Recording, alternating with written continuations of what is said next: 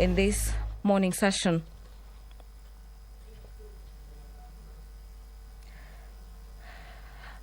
Two new bills will be introduced on the floor of the House during the first session morning of the day. The first bill is by Nelson Koech, member for Belgut constituency, on the Criminal Procedure Code of Conduct, National Assembly's Bill number 41 of 2020. And the principal object of the bill is to amend the Criminal Procedure Cap number 75. This is to make provision for the mandatory execution of bond. This is for the offenses other than murder, treason, murders, bribery with violence, and attempted robbery for persons arrested without warrant. The current provision makes it hard for officers to issue bond, and which discretion is subject to the abuse. The bill further seeks to amend Section 36 of the Criminal Procedures Code. This is to provide for mandatory execution of bonds of persons arrested without a particular warrant. The bill by member for Belgut does not contain any provisions limiting any fundamental rights or freedom. The second motion that will be introduced for the first time on the floor is by nominated MP Gideon Keter. It's a bill on the Central Bank of Kenya, National Assembly Bill number 47 of 2020. And the bill seeks to amend the Central Bank Act, Cap number 491, to safeguard the interests of consumers of the services of digital money lenders. The bill seeks to achieve an expanded role of the Central Bank of Kenya to license as well as regulate all persons, institutions or firms and lending money to Kenyans. The bill also seeks to prohibit any person from institution or within from lending money. This is to Kenyans unless licensed by the Central Bank of Kenya, as well as prescribe capital requirements to have Central Bank of Kenya publicize every quarter the list of lenders in categories. This includes bank, lending institutions, as well as firms. The National Assembly will also be resuming debate on the Crops Bill, National Assembly's Bill number 25 of 2019, which will be later put on division. The Lands Amendment Bill, National Assembly Bill number 54 of 2019, by Honorable Simon Kangara, is also lined up for debate in this morning session.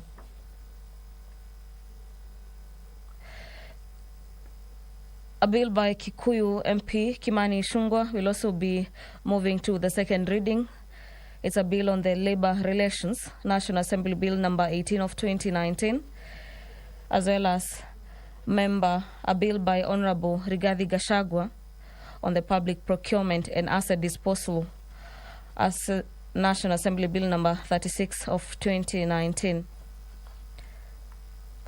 South Magirango Member of Parliament bill on the Alcoholics Bill Control Bill, National Assembly Bill number 70 of 2019, is also lined up for debate in this particular morning session.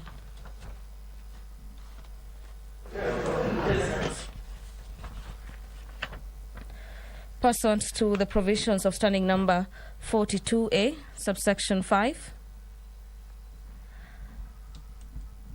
the member for Nakuru will be asking the Cabinet Secretary for Transport, Infrastructure and Housing Development why public participation forums for roads have not been availed in Nakuru Town constituency and has also failed to avail the procurement documents members, let's pray. as required God, by the interested parties. appointed the officers of leaders and parliaments for the welfare of society and the just government of the people. We beseech you to behold with your abundant favor as your servants, whom you have been pleased to call to the performance of important trust in this republic. Let your blessings descend upon us here assembled. Grant that we treat and consider all matters that shall come under deliberations in so just and faithful a manner as to promote your honor and glory and to advance the peace, prosperity, and welfare of our country and of those whose interests you've committed to a charge. Amen.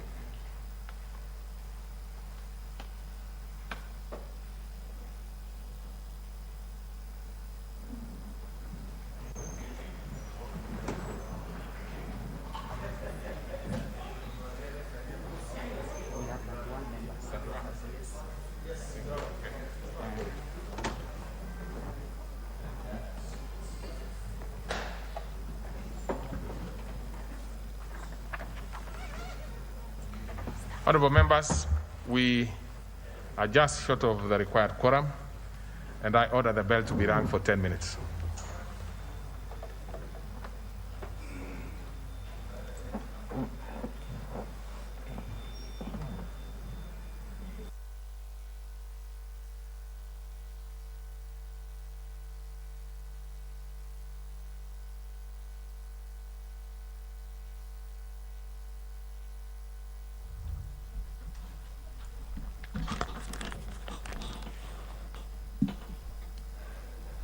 Deputy Speaker of the National Assembly, Honorable Moses Cheboy, has ordered that the House is given about 10 minutes to allow for quorum, as the House doesn't have the requisite numbers to proceed with the day's business. Standing Orders number 35 states that if by the time the chair is taken and when the House is in committee, a member objects that there's no quorum present, the Speaker or the chairperson shall count the members of the House of the committee as the case may be. If on the count under paragraph 1 a quorum does not appear to be present, then the Speaker or the chairperson shall cause division of the bell to be rung. On division, and if no quorum is present at the expiry of the 10 minutes, the Speaker is in the chair, and the Speaker shall adjourn the House until the next sitting without a question being put. The other provision is that if the House is in committee, and the chairperson shall leave the chair and the report to the fact of the Speaker, and shall adjourn the House until the next sitting without a question being put. Pursuant to the provisions of Standing Orders number 42A, subsection 5, member for Nakuru Town East, Honorable David Gikaria, will be asking the Cabinet Secretary for Transport, Infrastructure and Housing, as well as Urban Development,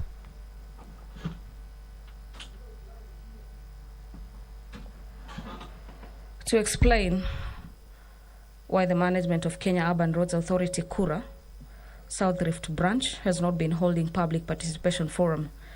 This is for roads identification for the last 8 years in Nakuru Town East constituency, and has also failed to avail procurement documents to interested parties as required. The member will also be seeking to understand why the Cabinet Secretary has not provided details on all the funds allocated to the roads project in Nakuru Town constituency since 2016 and 2017 financial year under Kura. And could the Cabinet Secretary consider dispatching the Roads Committee to the Ministry? This is to inspect the quality of roads approved by Kura in Nakuru Town constituency.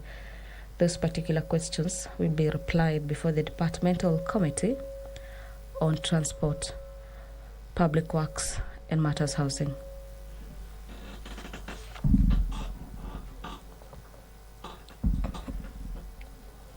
The member for Matuga, Honorable Kasim Tandaza, will be asking the Cabinet Secretary for Labour and Social Protection to provide a list of all registered persons with disability.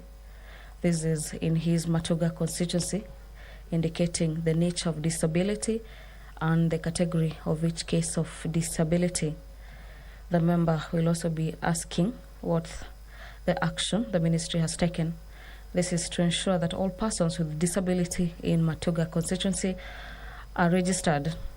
This is for an enabling of a benefit from the public's programs, as well as facilitation meant for persons living with disability.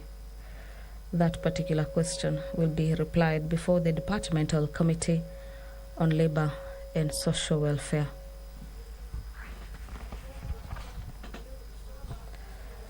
Member for Mwingi Central, Honorable Gideon Muliungi, to ask the Cabinet Secretary for Water, Irrigation and Matters Sanitation the plans the ministry has put in place to construct and develop dams, boreholes and water pans in Mwingi constituency, and could the Cabinet Secretary submit a list of all dams, boreholes and water pans and piped water supply lines constructed or developed by the national government.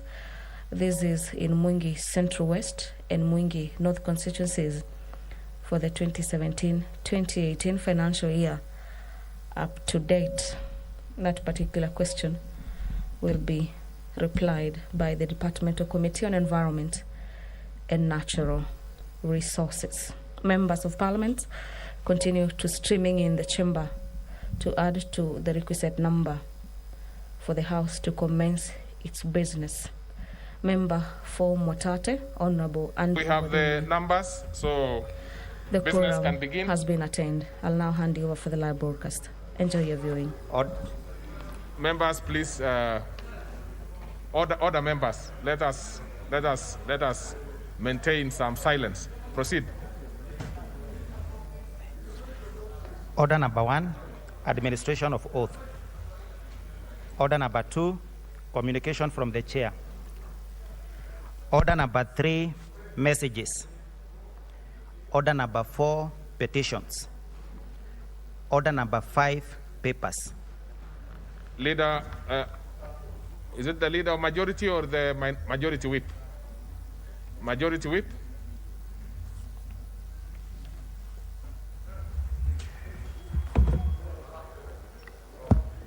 Thank you, Honorable Speaker. Honorable Speaker, I beg to lay the following papers on the table of the House today, Thursday, February 25th, 2021.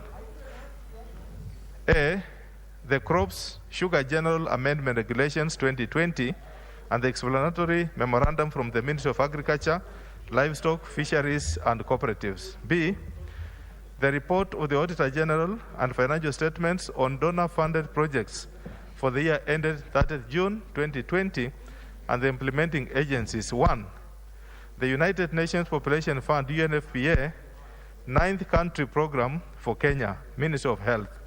2, support of the healthcare financing strategy, reproductive health, output-based approach project, Ministry of Health. 3, support of the attainment of Vision 2030 through devolved land reforms in community lands of Kenya project, National Land Commission.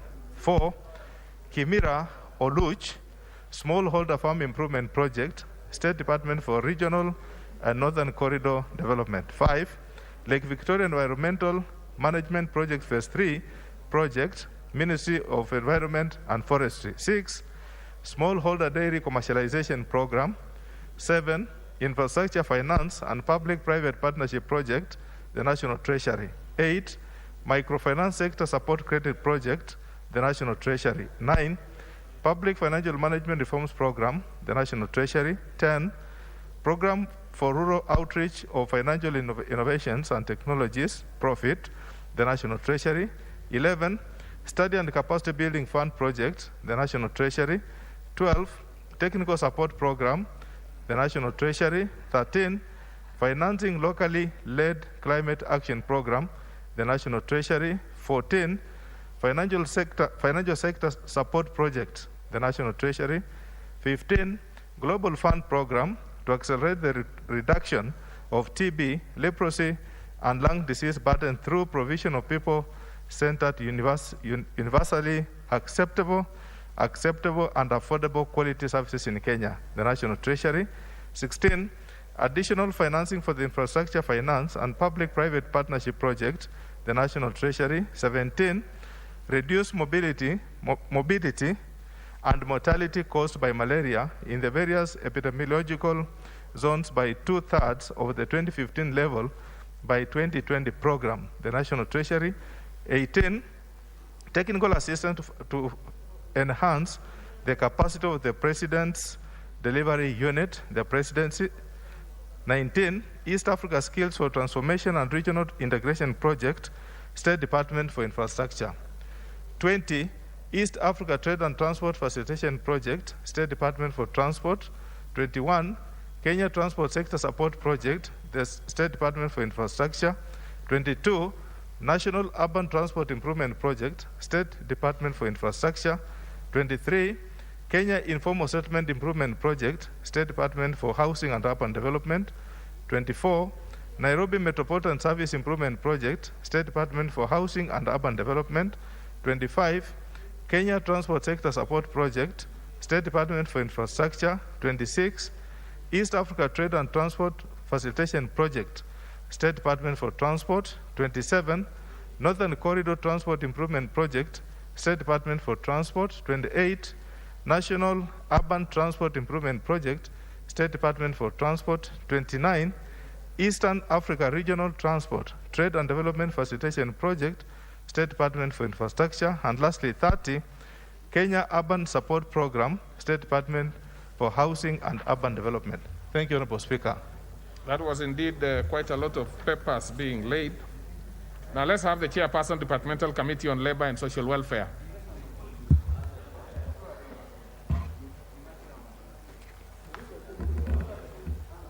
Honorable Speaker, I beg to lay the following paper on the table of the House today, Thursday, 25th February 2021. Report of the Departmental Committee on Labor and Social Welfare on its consideration of the President's Memorandum on the Employment Amendment Bill, National Assembly Bill number 15 of 2019. Very well. So we go to the next order. Order number 6, notices of motion. Let's have the Honorable Mishimboko. Thank you, Honorable Speaker, sir. Honorable Speaker, I beg to give notice of the following motion. That's aware that the National Hygiene Program, dubbed Kazi Mtaani, is a national initiative that was designed to cushion the most vulnerable but able-bodied citizens living in informal settlements from the effects and response strategies of the COVID-19 pandemic. Acknowledging that the first phase of the program started in April 2020, covering 8 counties, employing over 26,000 workers. No. Honorable Mishi, I thought you were just giving a notice. Yeah, this is a notice. It is a notice. But I can see you are already beginning to delve into the debate of it. No, it's just a notice, Honorable Speaker. Okay. Proceed then. Thank you, Honorable Speaker.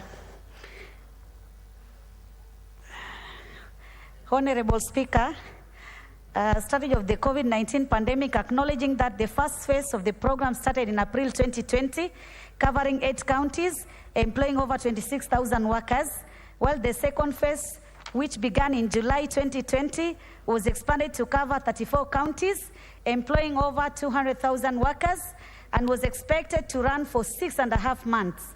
Appreciating that the program continues to gradually achieve most of its objectives, which include, amongst others, provision of economic empowerment to the youth, prioritization of labor-intensive approaches to extended public works projects, and utilization of local suppliers while giving preference to locally manufactured goods and services.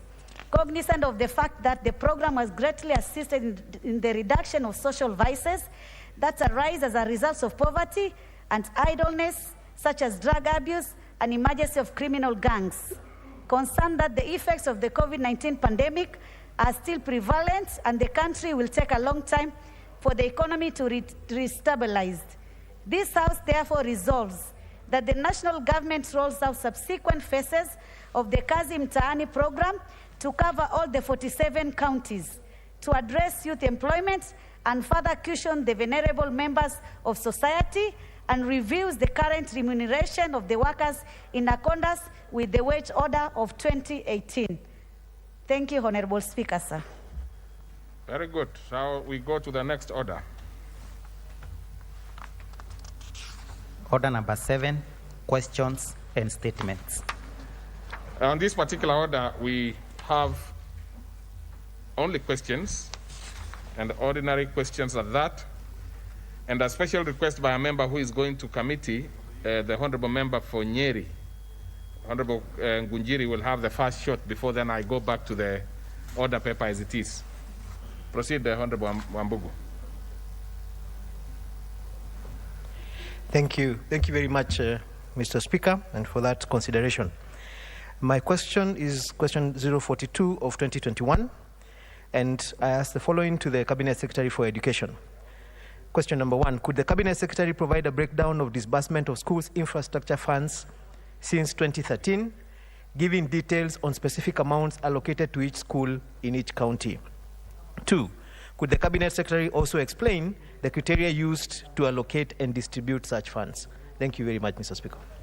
Very well. That will go to that will be replied to before the Departmental Committee on Education and Research. Yes, what is it, the Honorable Gedi, member for Ajia?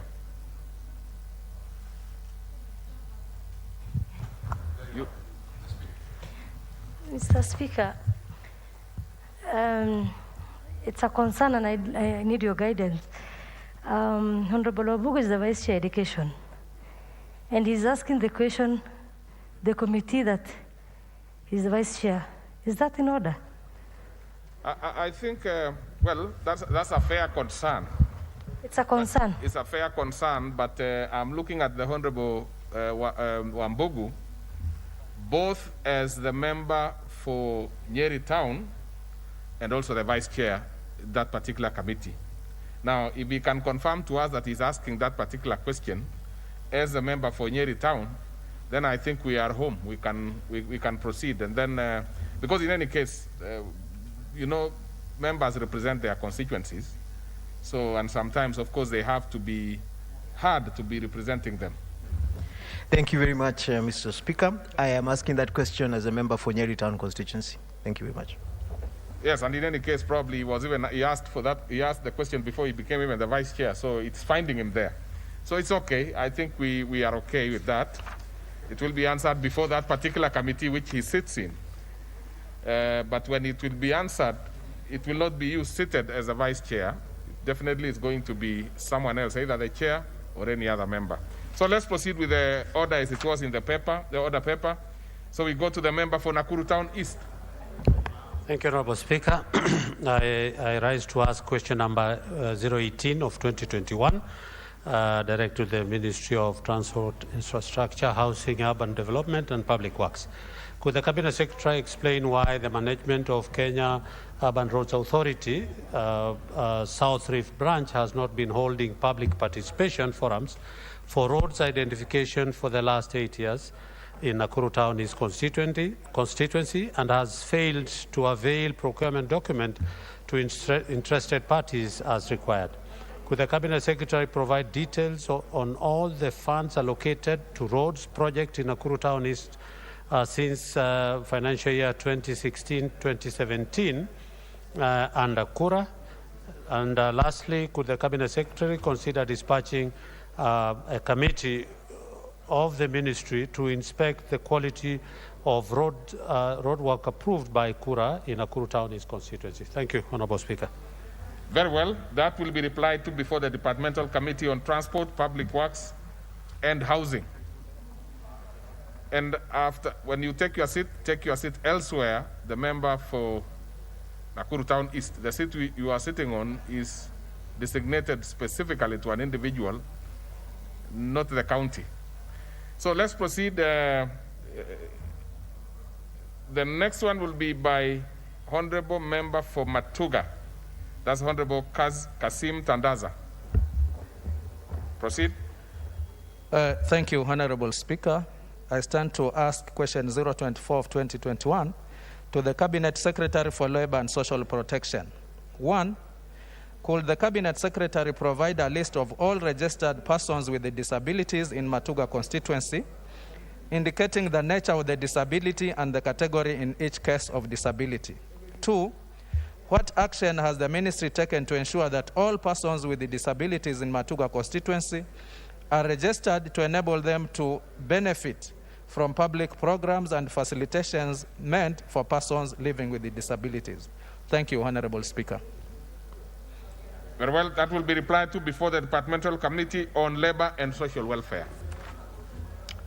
Next is the member for Mwingi Central, the Honorable Mulyungi. Where are you? Oh. I've not grown taller, Chairman. Mr. Speaker. Mr. Speaker, I had asked this question in the last session, and I'm therefore reactivating.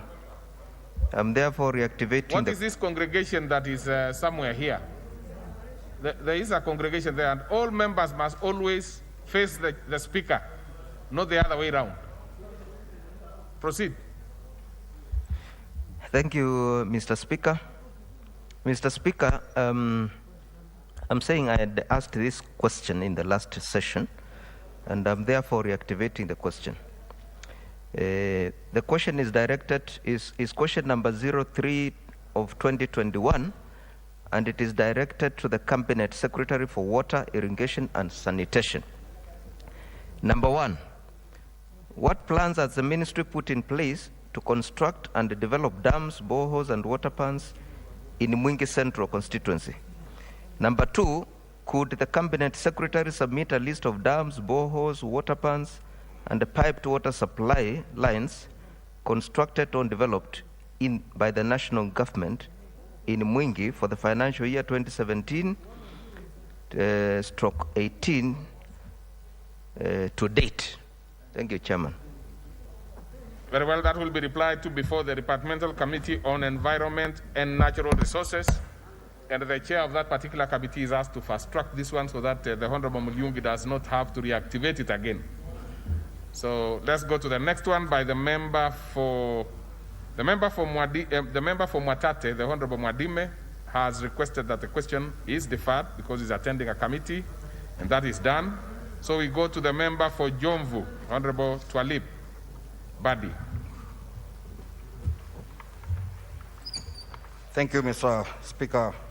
I raise to ask question number 39 of 2021 to the Cabinet Secretary, National Treasury and Planning over my great people of Winohuru. Question number 1, Mr. Speaker, would the Cabinet Secretary clarify why certain state agencies have not implemented a court ruling made on 16th of July 2020, arising from petition number 1 of 2016 relating to Winohuru village in Mekindani Ward, Jomvu constituency, where the court ruled that 5 state agencies and 2 private entities were liable for the health and environmental harm afflicted to the residents of Winohuru community. Question number 2, Mr. Speaker, what action is the Cabinet Secretary taking to ensure the court decree is implemented, considering that the 90-day period given by the court for the community to be compensated lapsed on the 15th of October 2020, and that the 120 days period given for the cleanup exercise to be conducted to Winohuru lapsed on 9th of November 2020. Thank you, Mr. Speaker. Thank you very much. That one will be replied to before the Departmental Committee on Finance and National Planning. The next is the member for Magarini. And I'm informed that Honorable Baya will be asking it on his behalf. But in future, members must make up their minds. At one point, the Honorable Member for the Honorable Kingi had requested that the question be deferred. Then secondly, he comes and asks that it be asked by the Honorable Baya. Members must make up their mind. I'll give you this as an opportunity, but members in future, you make a decision on whether you want to have it.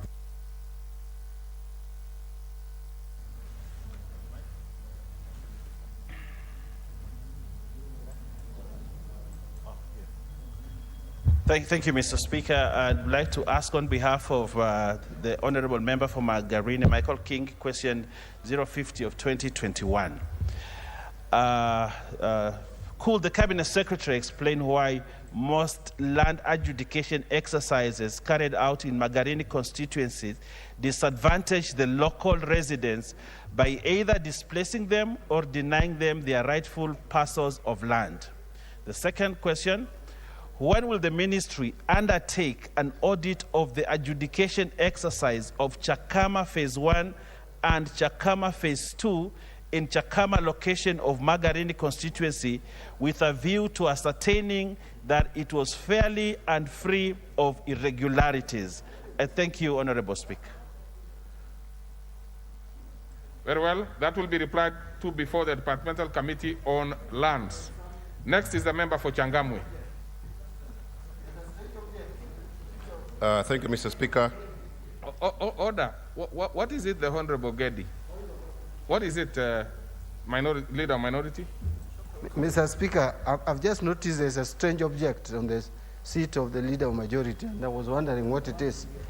And Fatuma Gedi seems to be very casual about it. Well, for sure, Honorable Gedi does not require it. So I will leave it at that. And the Leader of Minority, let's leave it there.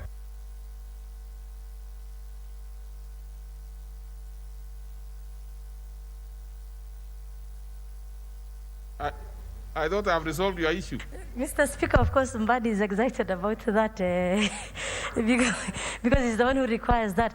But this, Speaker, is for the Leader of Majority because, you know, he has a back problem. So there's nothing that can excite you. Yeah. Well, I know because the question which the members are asking is that I will leave it at that. I really do not want to open that bit, but I realize therefore that the Honorable Leader of Majority has many lawyers in here, in the chamber. So let's proceed. All I can say is that the Honorable Gedi, for sure, does not require any of that. So we'll proceed. The Honorable Mwinyi. Thank you, Mr. Speaker. I arise to ask question 058 of 2021 on behalf of Changamwe constituents and on my own behalf. And the question is directed to the Cabinet Secretary for Defense.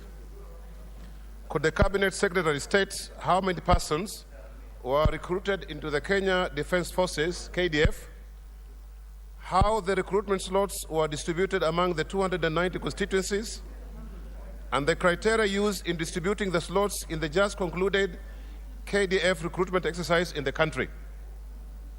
Number two, what special considerations will be given to areas or constituencies where no persons were recruited for not meeting the academic and other set qualifications? Mr. Speaker, we'd also like to ask the Ministry of Defense to harmonize the bribes given, because in some constituencies it is 500,000, and while others it is 300,000. Order, member for Changamwe. You know, you cannot be allowed to ambush the Speaker. You have set out your question very clearly. Now, the last one, which you have just asked, is ignored, you know, because it is not in the order paper. Now, feel free, because this one will be referred to before the Departmental Committee of Defense and Foreign Relations. Feel free to go and, you know, articulate any issue that you might have extra to what you have here. I stand guided, Mr. Speaker. And I was asking as a matter of interest, that is why, because perhaps we need to set aside money from the CDF to bribe the officers to have our people recruited into the forces. You are out of order. Thank you, Mr. You are out of order. You know, this one you can go and state all the issues you have at the committee, not in the House. So let's proceed to the... What is your point of order, Honorable Wangwe? Thank you, Honorable Speaker. Honorable Speaker, this House is a House of records, and those who will come after us will want to read the answer to Honorable Speaker. Honorable Speaker, the good friend of mine and a member of Parliament for Changamwe has asked that KDF rationalizes bribe, Honorable Speaker. Honorable Speaker, finally he withdrew without really mentioning that he has withdrawn. It's important, Honorable Speaker, that we ask the Honorable Member to officially withdraw for the purpose of record, Honorable Speaker. That's absolutely correct. So the honorable member for Changamwe, you have set out and asked a question which is supposed to be responded to before the Committee on Defense and Foreign Relations. Anything extraneous to that is absolutely out of order. Now, would you withdraw that so that we can expunge it from record?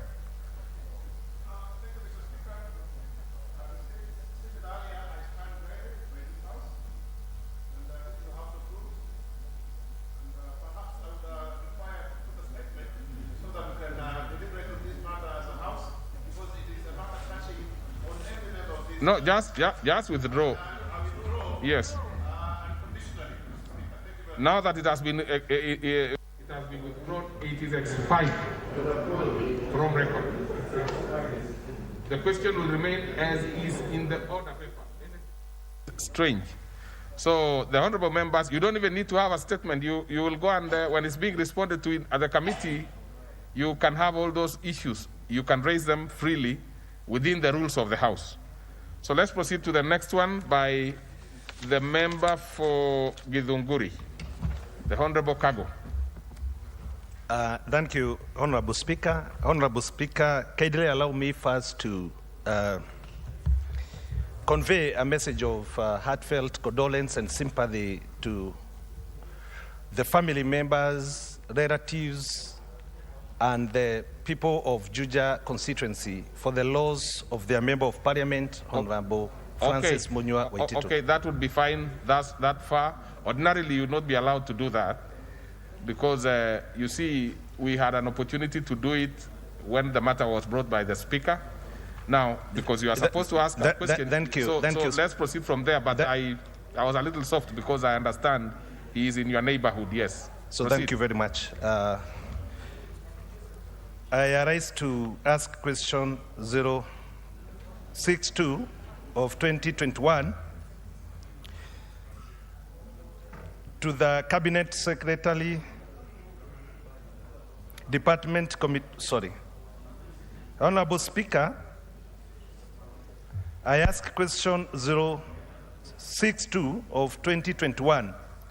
One, could the Cabinet Secretary explain the circumstances that led to the dismissal of one Mr. Charles N. Gure of personal number 39664/79061358, a height and skins officer in the Department of Veterinary Services, Ministry of Agriculture, on 10th November 2001, despite being away on approved study leave.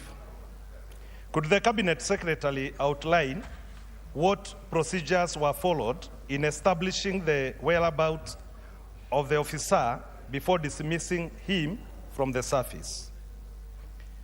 What actions has the ministry taken to resolve his complaint on this matter, given the fact that the ministry had sponsored the officer for further studies and issued him with the requisite travel clearance? Will the ministry pay Mr. Gure the benefits that were due to him from his dismissal date in November 2001 up to his expected retirement date? And if so, by when? Thank you, Honorable Speaker. Very well. That will be replied to before the Departmental Committee on Agriculture and Livestock. Next is the member for Igembe, the Honorable Igembe Central, that's Honorable Kubai Ringo. And that will be the last one. Thank you, Mr. Speaker, for this opportunity to ask this question. Question number 063 of 2021, directed to the Cabinet Secretary for Interior and Coordination of National Government. One, could the Cabinet Secretary state the number of persons recruited in the National Police Service across the country during the just concluded 2021 recruitment exercise and provide the number recruited at each recruitment center? Two, how many persons were recruited during the recent exercise? recent recruitment exercise in Egembe Central Sub-County, and could the Cabinet Secretary provide their names and respective and administrative ones of origin? 3, could the Cabinet Secretary explain why the recruitment exercise which took place at Kageta Recruitment Center, Egembe Central Sub-County on 22nd February 2021 was conducted from 8 a.m. in the morning, Mr. Speaker, until midnight? Thank you, Mr. Speaker. Very well. That will be replied to before the Departmental Committee on Administration and National Security. Next order, please. Order number 8, the Crops Amendment Bill, National Assembly Bill number 25 of 2019, second reading. Question to be put. Honorable members, this one had been canvassed and finalized. So what remained was the question to be put, and I can confirm that we have the numbers. So I therefore proceed to put the question, which is that the Crops Amendment Bill, National Assembly Bill number 25 of 2019, be now read a second time. Will as many as of that opinion say aye? Aye. Many as of a contrary opinion say nay? The ayes have it.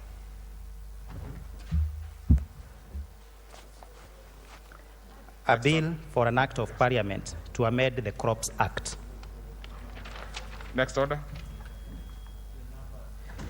Order number 9, the Criminal Procedure Code Amendment Bill, National Assembly Bill number 41 of 2020, first reading.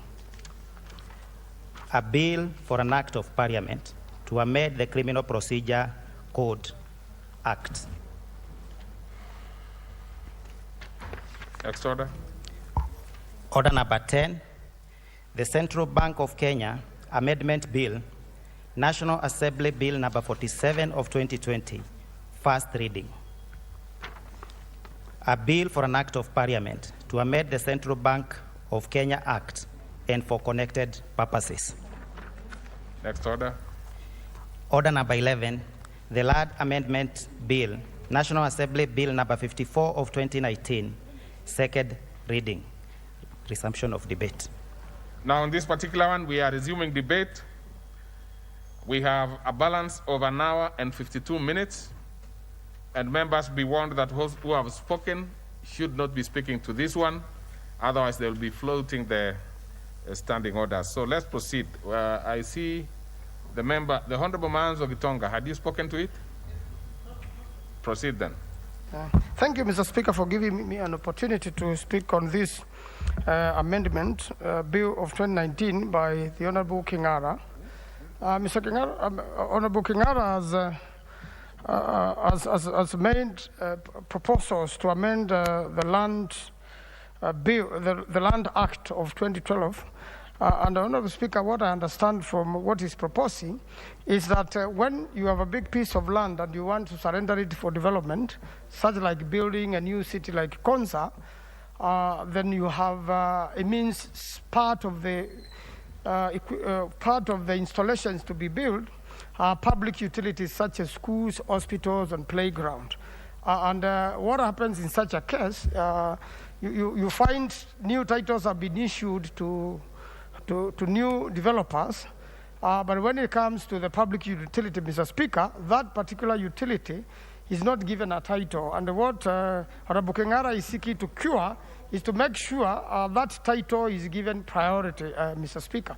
And similarly, he also states that every other public facility, like a school, which has no title, then it should be issued with a title so that public land is secured all over. And this proposal could be coming from county government or the national government, Mr. Speaker. And I think this is a great thing because, Mr. Speaker, land grabbing is a very serious matter in this country. And every time, in fact, technicalities have been used to disinherit people, land they had gotten allocation, and if they failed to meet the conditions in one way or another, then they end up losing that land, or another person is issued with an allotment and subsequently a title deed even before they do the development, Mr. Speaker.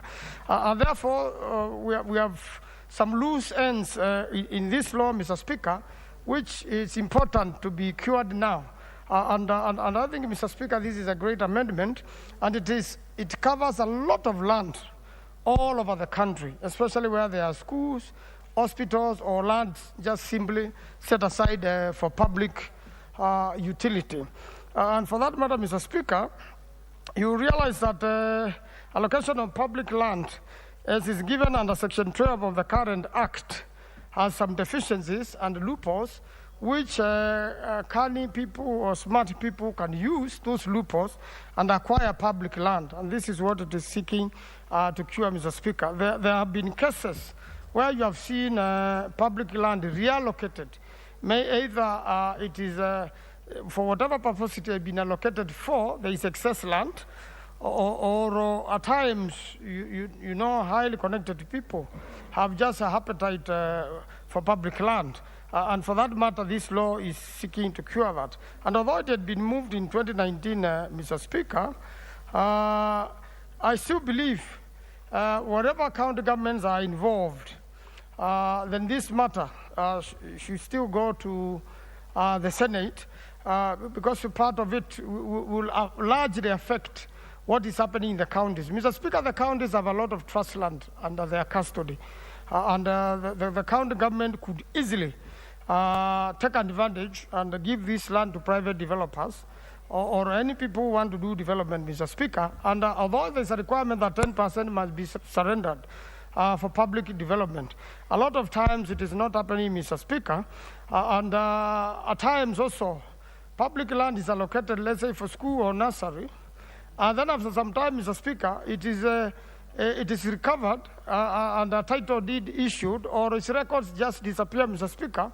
And where there was supposed to be a nursery school so that children do not travel far to school, Mr. Speaker, you find that that land is no longer available, although initially. And that's why it had been allocated. That's why now the Fiscal Planning Act is coming in, and the registrar of lands are strongly being given mandate. And the words used, Mr. Speaker, are shall, meaning that it's mandatory for the registrar of lands to act as quickly as the Commission of Lands does all the necessary requirements for that land to be allocated. But so long as the registrar of lands have not issued a title deed, and then the whole matter stays in limbo, Mr. Speaker. And you see, the proof of ownership of land is only proven by a title deed. If one has no title deed, Mr. Speaker, they may never prove ownership of land. They may have to go to court to say, we've been here for 12 years, we've been in occupation, it has been uninterrupted, and that sort of thing. And Mr. Speaker, also the question begs as to what happens then when public land is occupied, let's say, by squatters or people who've been affected by election violence, or people who have just decided to move there out of one disaster or another. And Mr. Speaker, also, it also begs the question, what happens to wetlands? Forest, eroded land. Those places one would imagine development would not be done. They're actually public land. Is land near a river, riparian ownership, Mr. Speaker. How do you tie all this together? Because a lot of time, what was forest, you find it has become developed. What was already wetland, you find it has already been dried up, and the land has already been reallocated. Mr. Speaker, what was proposed to build a school, what happens whether it's a public school or it's a private school? If you are doing a new establishment like Konza City, Mr. Speaker, or you have an individual developer, like Honorable Mbui here, Mr. Speaker, and he decides to invite other people to make a new city, what does he do, Mr. Speaker, with the land he allocates to schools? Suppose he builds private schools there, which serve the same purpose of education as a private school. So I still think, although this amendment has been proposed, at third reading, Mr. Speaker, we'll be seeking to have a word with the Honorable Kingara, so that, Mr. Speaker, we can expand it to take care of when it is private, when it is public. Because even when a private developer invites other people, he's got to surrender some land. So who does he surrender this land to, Mr. Speaker? Suppose he wants to do the same purpose, because these are private people, for a private entity, to a private school, to a private hospital, and that sort of thing, because there are facilities to the public, Mr. Speaker. So I think there are many, many questions which needs to be answered. And the land issue is very emotive in this country. Land is a very serious source of capital. Without land, you can't really achieve development, Mr. Speaker, or wealth. Is really one of the key things for there to be wealth. And we have this initiative of cities coming up, like Tatu City, you have Konza City, and then another person can still actually come up with a new city somewhere. So when we are dealing with the land question, how do we deal with this? Because the moment it is Tatu City, for example, Mr. Speaker, then Tatu City must have public utilities. Should they be public or private? Mr. Speaker, that has not come out clearly. And I think the drafters, and when Parliament passed Section 12 of the Land Act 2012, Mr. Speaker, they did their level best at that particular moment. But, Mr. Speaker, things keep on changing on a daily basis and the developments. But what I think we should be curing, really, is land grabbing. When you allocate land for public utility, and then at some point, you change and convert it or subdivide it further or make it smaller, I think it must be specific. How much land does a school need? How much land does a university need? How much land does a hospital need, Mr. Speaker? And this is also dictated by the population around that area, Mr. Speaker. So I believe it's a good law, but I'm sure it is open, and Honorable Kingara is a very open-minded legislator, and I want to congratulate him as a new member.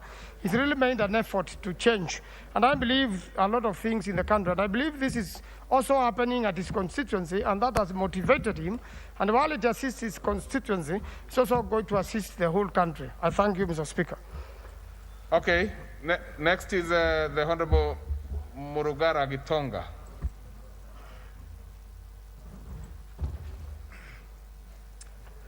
Thank you.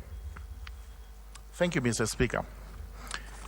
Mr. Speaker, I rise to support the proposed amendment to the Land Act 2012. It's a timely piece of legislation that has come quite in time so that we can continue to deal with the emotive subject of public land. We know very well that in this country, land that is available for grabbing and misuse and misapplication is basically public land. It is for the simple reason that public land does not have title, and as such, it is available to any roving eyes with the intent to steal the land to actually grab it. And this is why this bill comes in to say that all public land allocated to public entities be registered in the names of those entities. Upon passage of this bill, we will have our schools, our hospitals, our colleges and universities getting their titles in respect of the lands on which they sit. And this is commendable. This is how it should be, because the National Land Commission, which is the entity granted the mandate to deal with public land, has been slow in registering these pieces of land in the names of those institutions. Our courts are actually replete with cases of public land grabbed by individuals. And some of that grabbing is quite notorious. It is well known and documented, but it has taken ages to recover that land so that it is restituted to those public entities. This is a law which, after being passed, can come into effect immediately, and we can have most of those anomalies corrected so that our institutions can have titles to their lands. As we do this, Mr. Speaker, allow me kindly to mention that it is not just public land, because we also have private land in various areas, including in communities and constituencies, which is not registered today.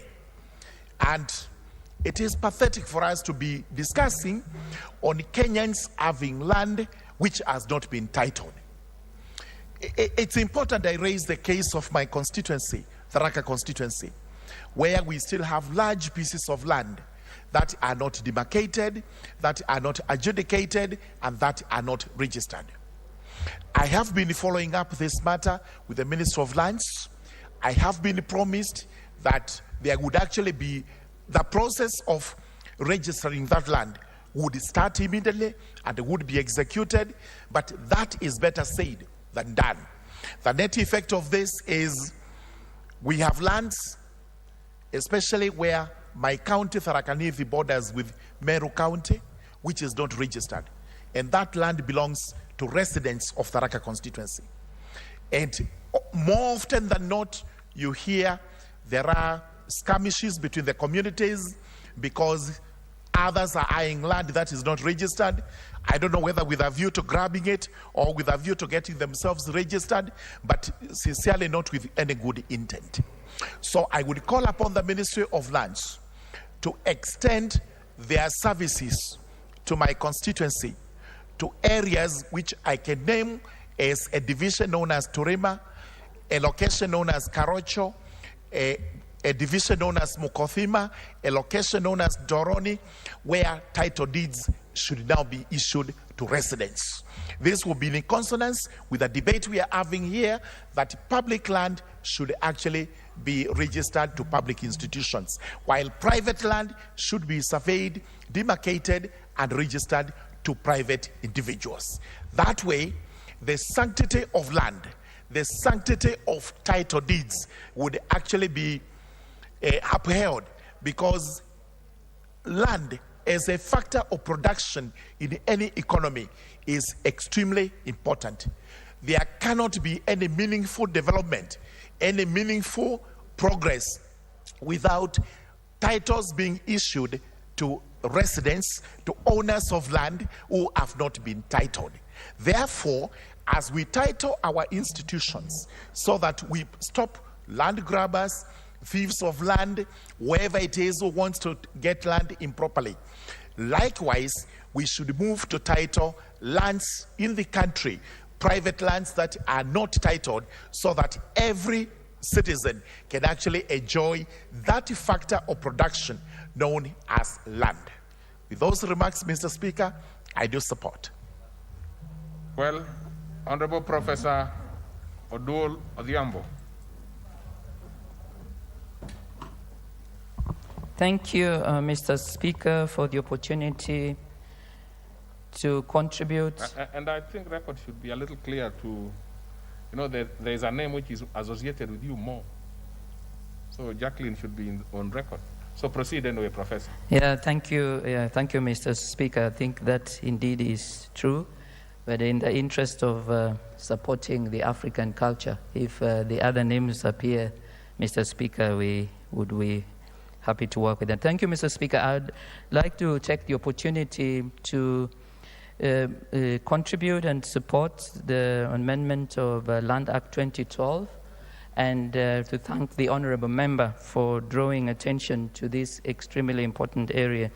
Honourable Speaker, as I support the proposed amendment, I want, Mr. Speaker, to recognize that we are operating in the country, Honourable Speaker, where land issues are extremely complicated, and in a number of cases we find, Honourable Speaker, that not only do we have a situation where land location and management falls into extremely difficult challenges. I support this amendment, Honourable Speaker, particularly because as we look at the way that we settle disputes or seek to ensure that land such as what is already allocated for public utilities does not fall into hands of those who would seek to abuse and indeed to shortchange the citizenry and those who are relying, Honourable Speaker, on the government and on those who are in charge to protect them.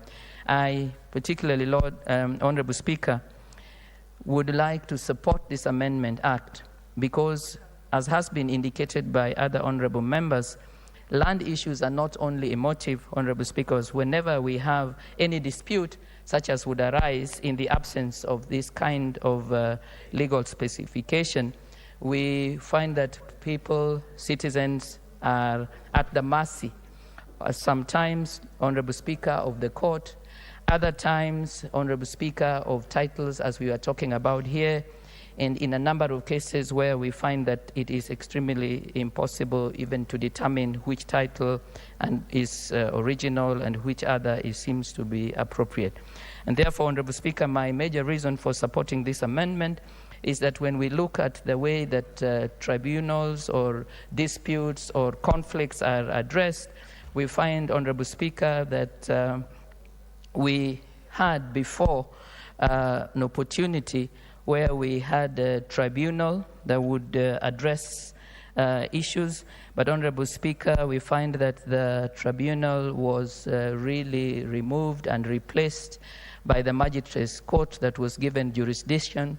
And we find, Honorable Speaker, that in a number of cases, those who are on the ground or at the community find it difficult to engage, and yet it is those who are the community who had facts because they were able to engage the ordinary citizen, and the ordinary citizen was able, when they felt aggrieved, such as the case where public land could perhaps be being used by someone inappropriately, they could approach and they would make their case.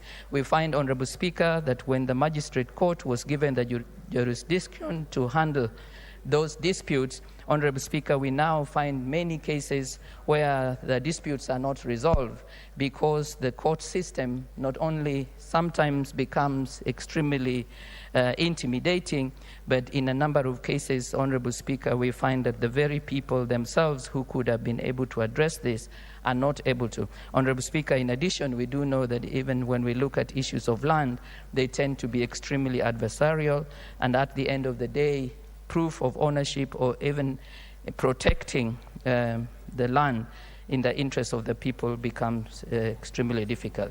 And so, Honorable Speaker, I support this amendment because it is clear that in Kenya we have a lot of challenges with the way that not only do we handle disputes relating to land, but specifically with allocation and with the implementation and protection of policies that would want to ensure that land that is allocated for public utility is not in any way used in ways that are inappropriate. Therefore, Honorable Speaker, I support and thank you. Thank you. The Honorable Lemain. Thank you, Honorable Speaker, for giving me this opportunity. Honorable Speaker, I also rise to support the Land Amendment Bill 2019. Honorable Speaker, as it has been said earlier, land is a factor of production. And therefore, Honorable Speaker, as the population increases, definitely land is the one, the land actually get affected, Honorable Speaker. And Honorable Speaker, I want to thank the Honorable Member for coming up with this particular amendment. Honorable Speaker, it is true that public land is being grabbed left, right, center. And Honorable Speaker, I believe this particular amendment will actually bring a cure to that particular disease of land grabbing. Honorable Speaker, it is true that even where we come from, Honorable Speaker, quite a number of land is not titled. The community land, Honorable Speaker, a number of ranches, Honorable Speaker, and therefore this bill, even in as much as it will talk about public land, Honorable Speaker, it will also address quite a number of issues, Honorable Speaker. Honorable Speaker, even the schools, the public schools, which are not titled, Honorable Speaker, it kind of, they get affected because of this issue of grabbing. And therefore, Honorable Speaker, I really thank the member for coming up with this amendment because by the end of the day, it's going to address quite a number of issues. Honorable Speaker, I support. Very well. Honorable Ngusia. Thank you, Mr. Speaker, for the opportunity given to me. Mr. Speaker, let me first congratulate Honorable Kingara for bringing this emotive bill here in our House. Mr. Speaker, you recall that land is a factor of production which can actually be acquired in many ways like inheritance, allocation, or adverse opinion, as increasingly caused a lot of conflict in our society. And Mr. Speaker, it is in this moment that I am arising to support this bill to cushion the public land from actually being grabbed by many of greedy people. Mr. Speaker, I would like to support this bill based on the fact that we have been seeing a lot of conflicts in public institutions. And recently, I don't want to mention many, including the schools we have just seen in our media actually suffering from this. Mr. Speaker, this bill is very important because registering a public land, first of all, it's going to enable our institutions even to access some funds in case they have got shortages. Mr. Speaker, this issue is also going to solve land grabbing. We have seen in most of the institutions. And this time, actually, in the event of this population pressure increasing, we will be forced actually to be seeking where to settle in some of this public land. And that is why, if this law is going to be enacted, Mr. Speaker, we will curb a lot of issues of land grabbing. Mr. Speaker, one of the key issues, and I want to quote from the observation which was given by the committee, that the role of the registrar is limited to registration of title document and does not prepare certificate of leases. Mr. Speaker, we have seen in many cases the land registrar seeking ways of digitization of the title deeds, but most of the time you end up having more than 2 or 3 people registered in the same land. Mr. Speaker, this one will actually sort many issues. Mr. Speaker, with those few remarks, as I recall, one of the key land issues actually I'm dealing with my constitution is the lands which have been referred to tribunals. You will find that most of the people who have been really aggrieved, they don't even have the capacity, or rather the legal fee to pay so that their tribunals and issues can be sorted. This one is going to limit those kind of people and will cushion the poor. And with those few remarks, Mr. Speaker, I support this bill, and thank you very much again, Honorable Kingara, for a wonderful bill. Honorable Nasra Sahal, you want to speak to this one or the next one? Which one do you want to speak to, Honorable Nasra? No. What is your point of order, Honorable Otiende? Honorable Dr. Otiende Amola, I'm sorry.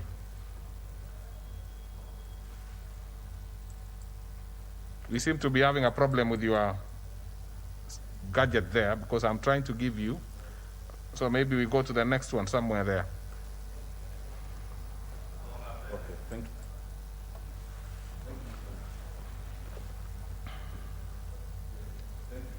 We seem to be having a problem, that entire line, I think. Maybe let's go back one step. The one which is, yes. Let's see how we can work on that. Give out the mic to that particular seat where Honorable Dr. Yes, let's try that one. Thank you, Mr. Speaker. Mr. Speaker, I rise on a point of order because I'd require you to give guidance by way of a quick ruling on a very small matter on this bill, and that is on the constitutionality of the proposed section 12, subsection 16. It should be noted, Mr. Speaker, that I have no problem with the bill in principle. My only problem on which I seek your guidance and ruling, Mr. Speaker, is in light of section 67A of the Constitution that creates the National Land Commission and gives it jurisdiction over public land. Specifically, Mr. Speaker, Article 68 then gives this House the power to make legislation relating to land. But, Mr. Speaker, it appears to me that that power does not extend to the power to declassify the 3 classifications of land: community land, public land, and private land. The proposed section 12.6 talks of, for the avoidance of doubt, where land is set aside is part of the land to be subdivided among the shareholders of a land buying company. And it continues. Mr. Speaker, land buying companies are private companies. And land buying companies deal with private land, not public land. To that extent, that this section then is sought to be transposed into the original section 12 that deals with public land. Mr. Speaker, I seek your guidance to what extent that proposed provision would be constitutional and in tandem with Article 67 and 68 of the Constitution. Thank you. Well, very well. That one, of course, will not attract a very quick ruling. I will have to consult on that particular one. In the meantime, we will be allowing a member to proceed as I look at what you have raised, which is indeed weighty.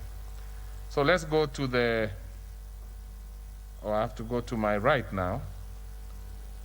So I'll give the Honorable Mwirigi Paul.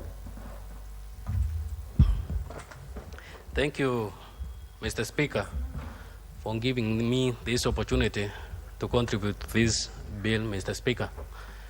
Mr. Speaker, most of the public lands which are there currently, Mr. Speaker, are not registered. Most of them lack title deeds. And because of this lack of registration, Mr. Speaker, it has attracted many people, Mr. Speaker, who their interest, Mr. Speaker, is to grab. And that's why I support this bill, Mr. Speaker, so that all the public lands, Mr. Speaker, can be registered and can be issued with the title deeds, Mr. Speaker, bearing the name of that institution, so that at least the institutions which we are constructing within our constituencies within this country, Mr. Speaker, cannot suffer demolishing. Because many of the public lands, Mr. Speaker, where some private investor or a private developer, Mr. Speaker, grab and they start developing, Mr. Speaker, in an existing institution, Mr. Speaker, they tend to demolish that institution, Mr. Speaker. So it is necessary for it to be mandatory that whenever somebody has decided to give out a public land, Mr. Speaker, that public land to be registered within a very short time, Mr. Speaker. In my constituency, Mr. Speaker, this is some of the difficulties which I undergo, whereby you meet an existing institution, Mr. Speaker. That institution which is existing somewhere, Mr. Speaker, lack a title deed, Mr. Speaker, and somebody from a known place come and start claiming that he owns that land, Mr. Speaker. So there is a need for all public lands to be registered. And not only the public lands, Mr. Speaker, also the private owned lands, Mr. Speaker. Because most of our constituents, Mr. Speaker, who elected us, Mr. Speaker, are suffering. Order. Now the Honorable Dr. Omolo, because really you have asked something very weighty, and I think it would be proper for you to wait a few more minutes, because this is something that we want to try and see how we can deal with. So it would be better if you get to know what comes out of it. Proceed. Thank you, Mr. Speaker.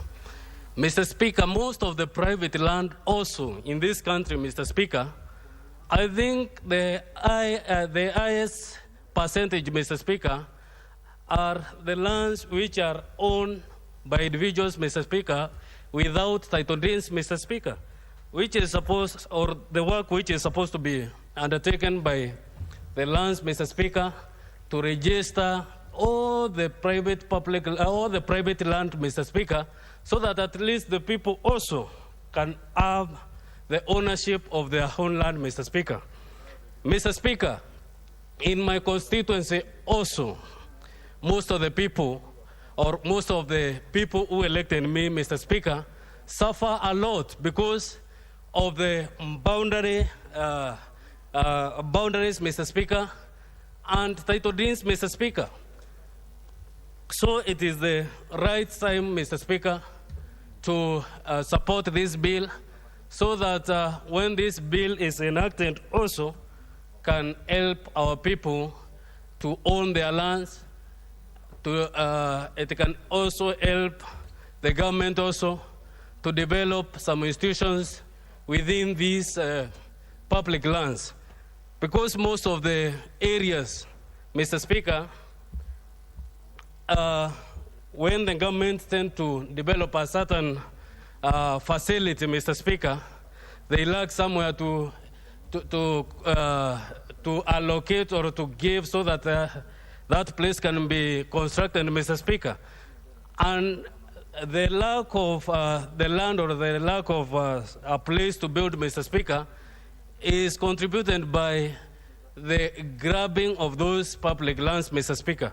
So it is the right time, Mr. Speaker, we support this bill and ask the people or ask the ministry, Mr. Speaker, who is supposed to enact this bill to move with a high speed after this bill is passed, Mr. Speaker, so that all the people, all public lands can be legally registered.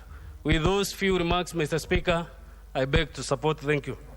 Yes, then therefore I come back to what the Honorable Dr. Otiende Amolo had raised.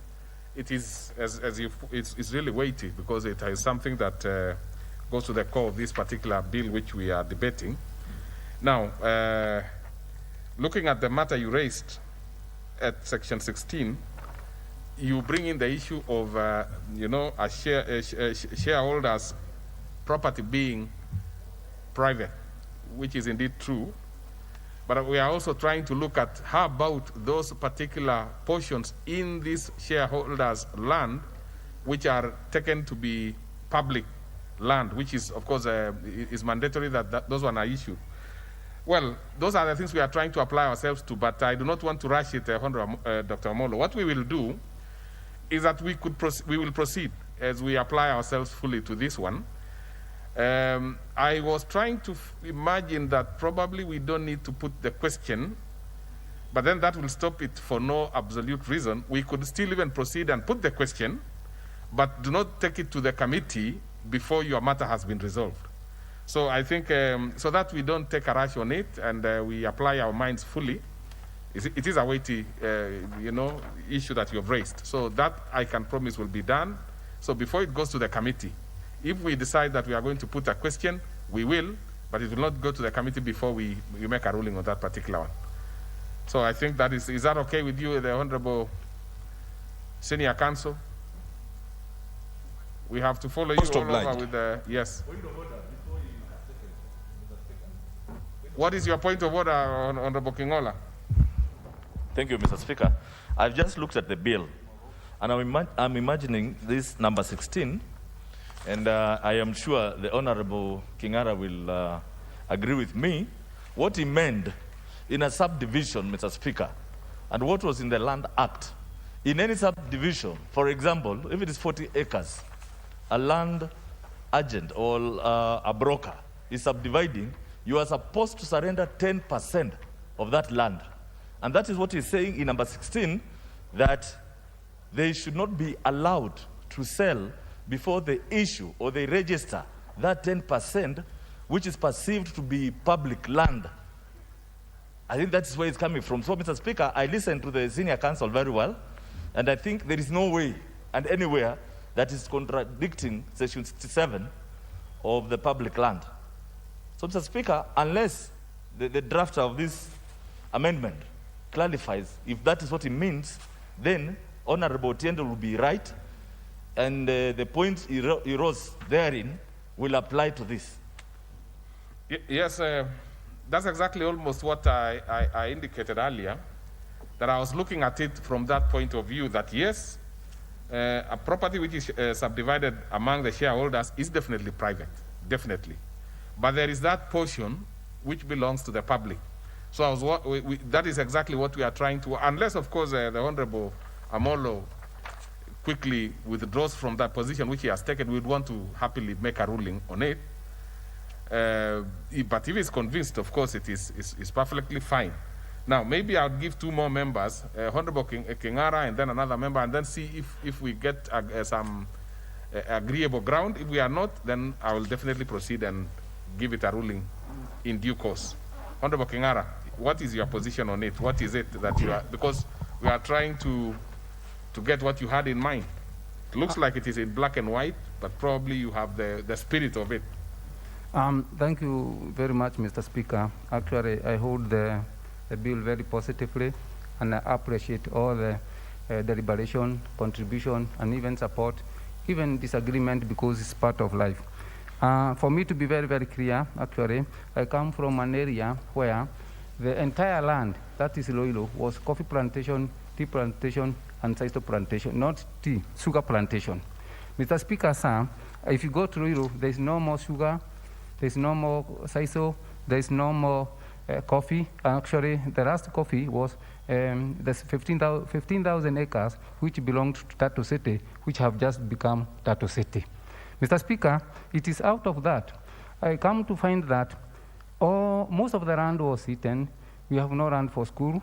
I want to give an example. I didn't want to do that at this moment, but because of the nature of the communication, may I put it this way. We have like Kimweki Primary School, in 1 acre land, 4,000 pupils. And if you look back there, you find that the public land there was more than 70 acres.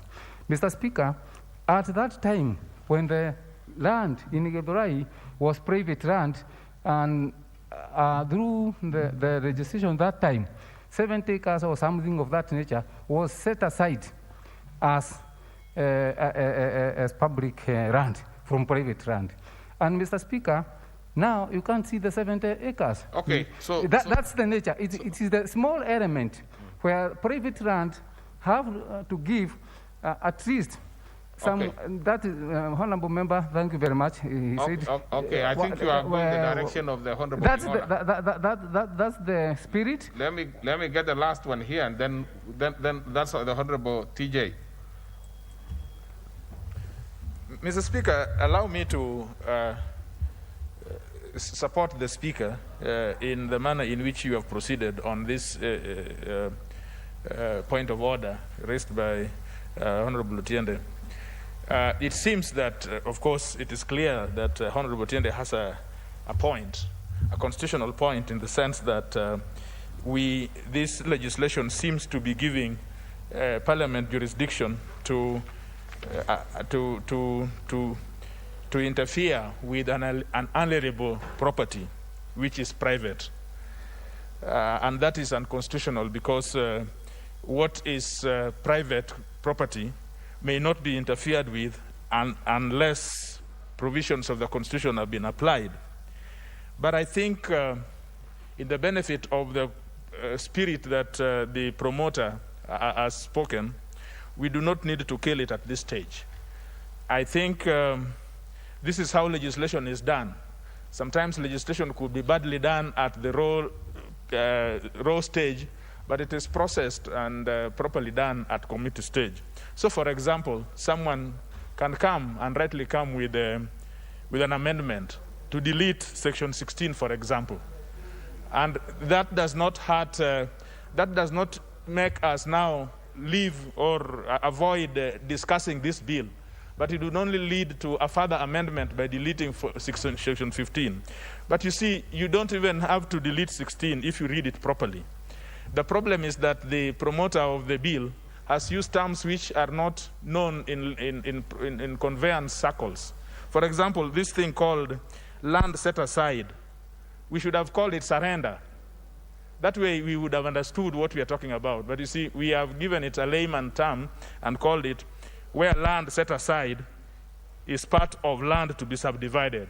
So assuming we said that where the surrender that surrender has been already identified. It is identifiable, although it is within the private property, but the surrender itself is definite. So where it is definite, you are now not talking about the private owners at all. You are simply talking about the surrender, which is within the estate of the private people.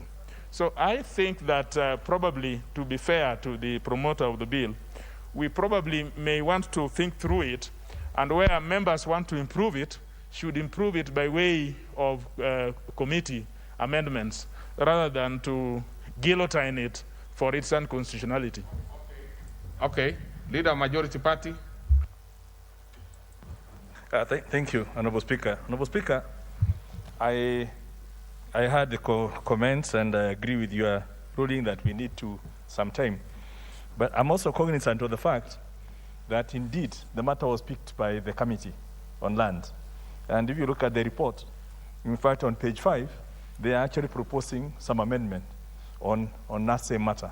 So that, because they recognize the registrar does not have the power to approve subdivisions, that's a domain of another person.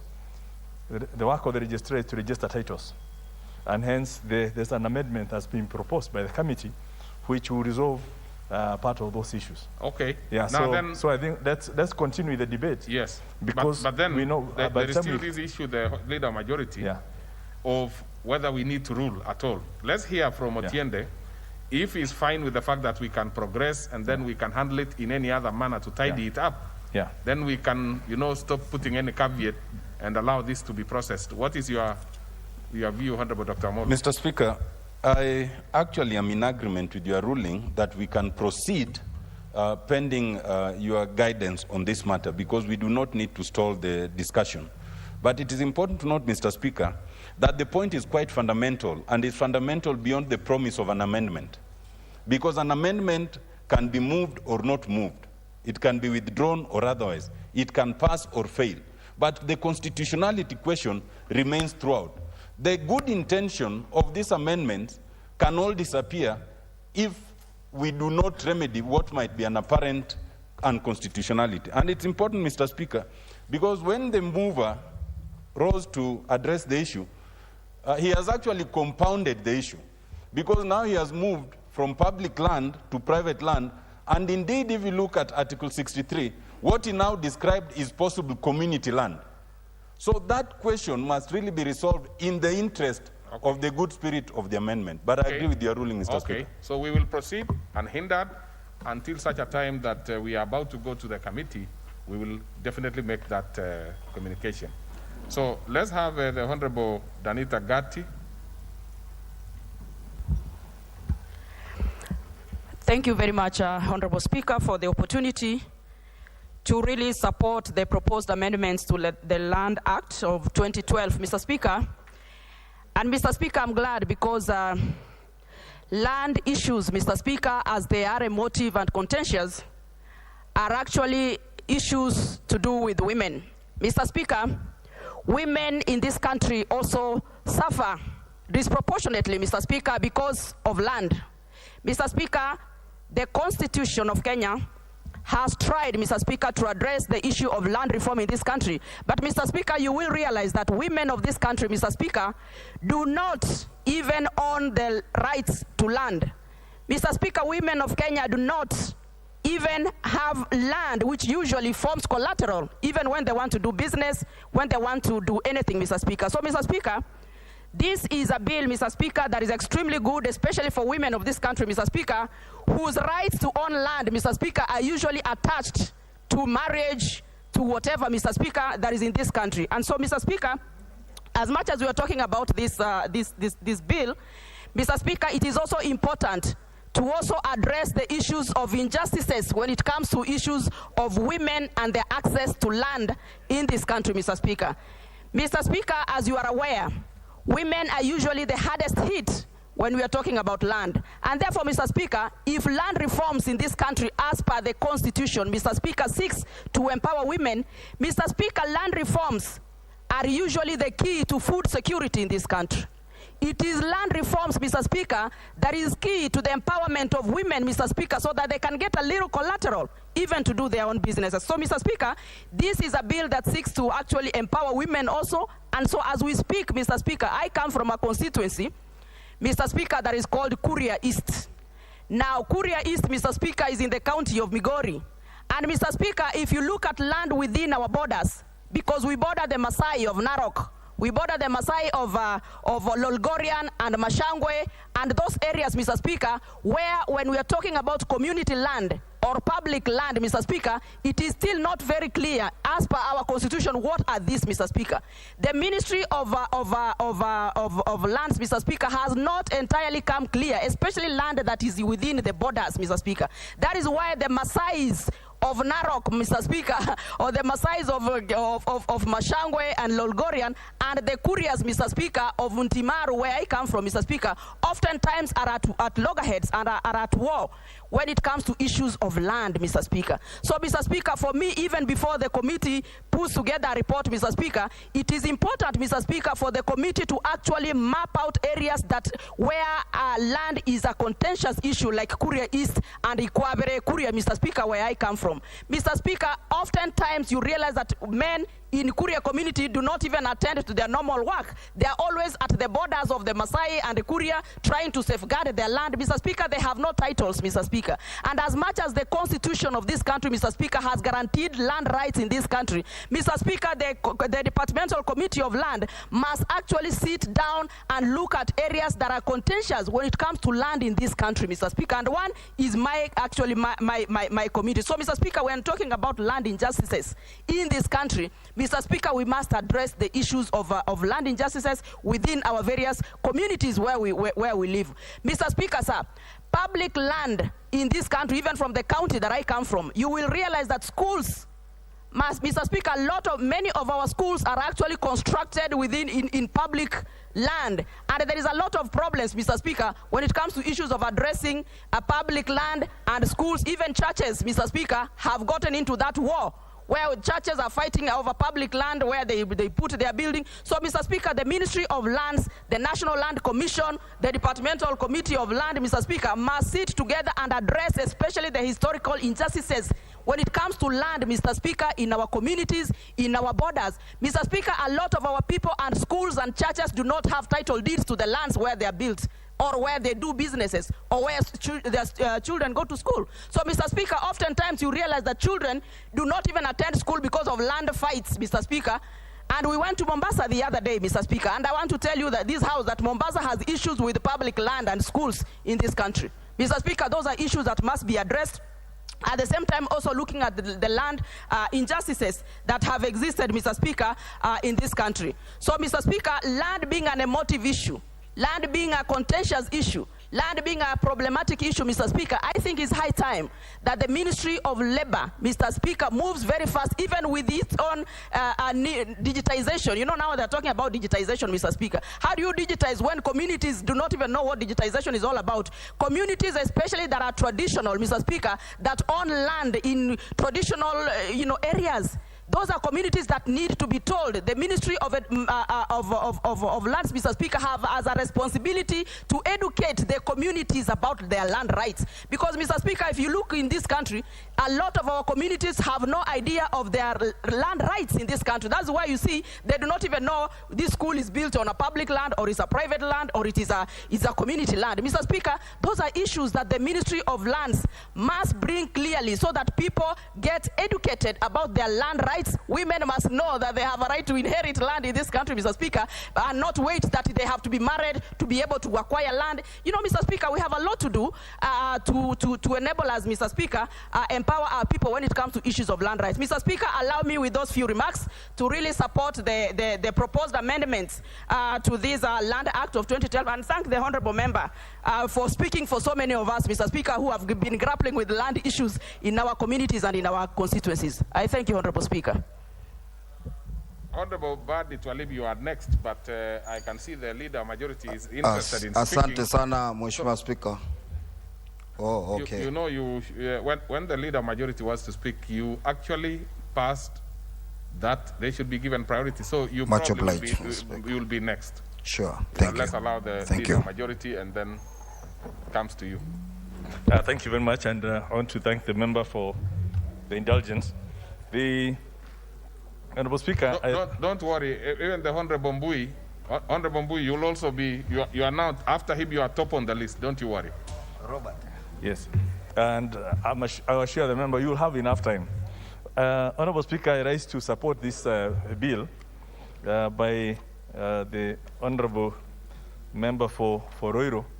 And you can tell from the passion with which he talked about it, he's really feeling the pinch with the population density that is in that area.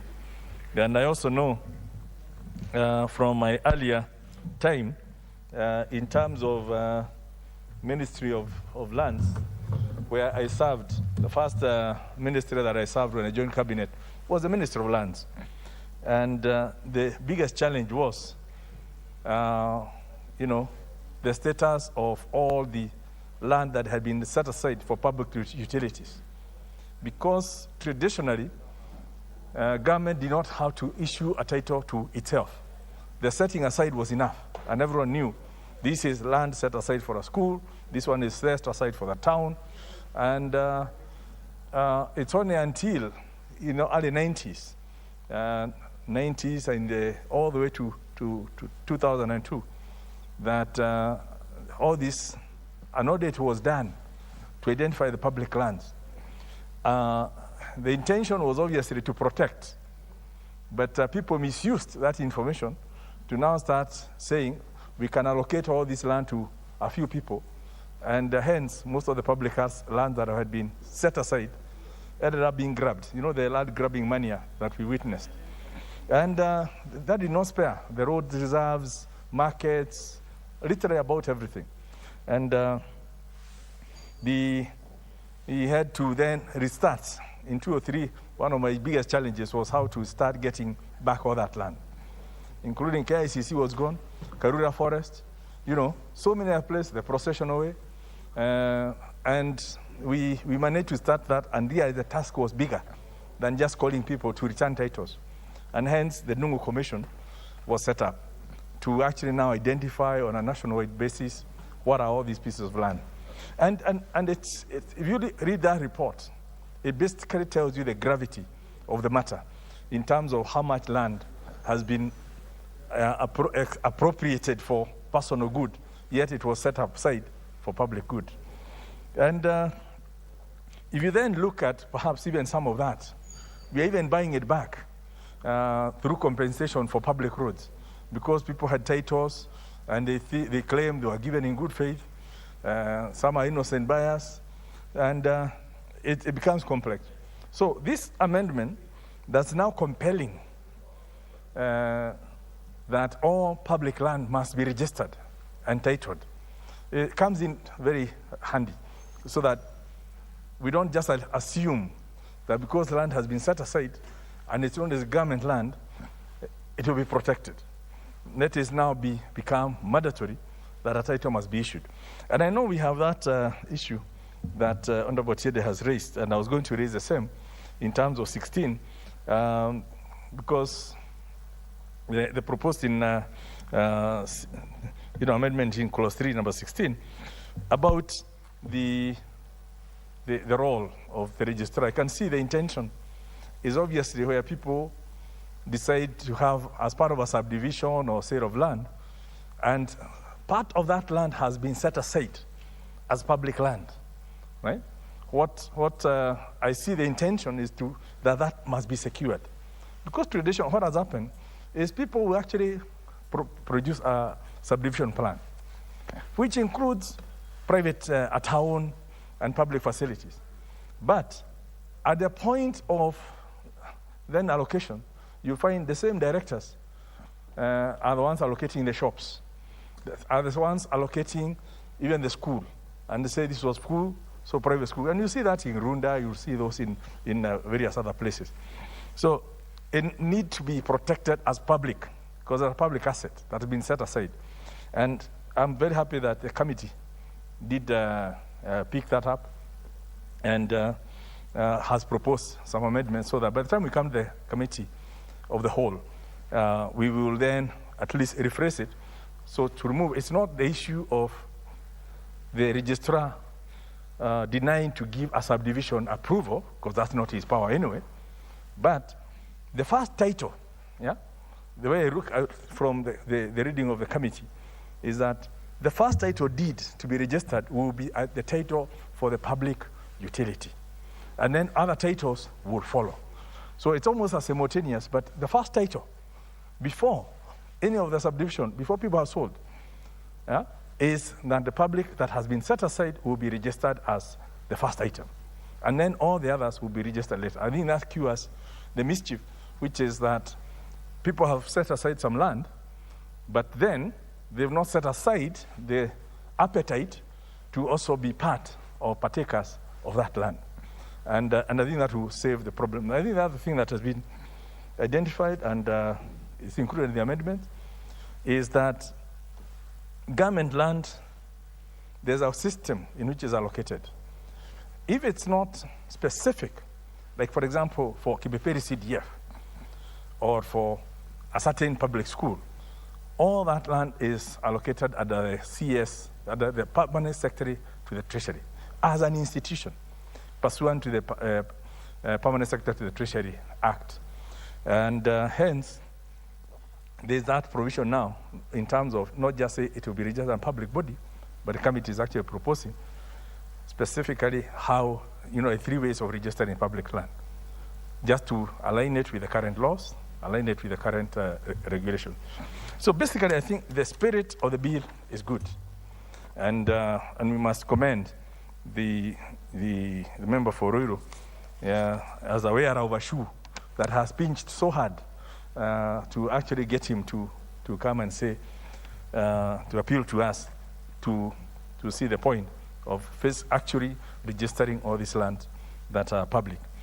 And the only thing we need to do is to be alert and for the member to accept that we need some amendments, even for clarity, so that we don't end up passing a bill that creates more problems or that's not implementable, becomes challenged, not like the challenge here, but you could be even challenged in court. And I know people, the various players, the National Land Commission have brought in their proposals on it. The Attorney General has brought their proposal.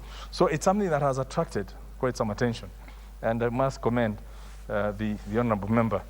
So I want to appeal to let's support the bill with those necessary amendments as captured very well within the committee report, plus any others that members may wish to bring so that we really sort out this issue of the injustices that have come up on public land. And there's quite a number. I can tell you, it's painful when you see kids cannot go to school, yet they used to have a school, right?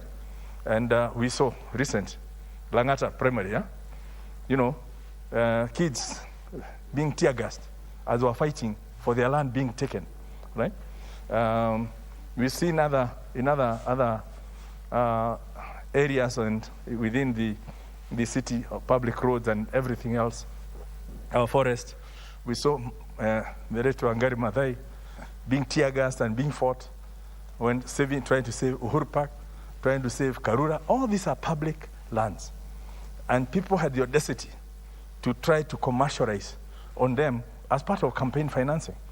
And I think even when we start talking about some of the issues of saying there are people who have been evicted from Kariobangi and all that, the timing may have been wrong because of COVID.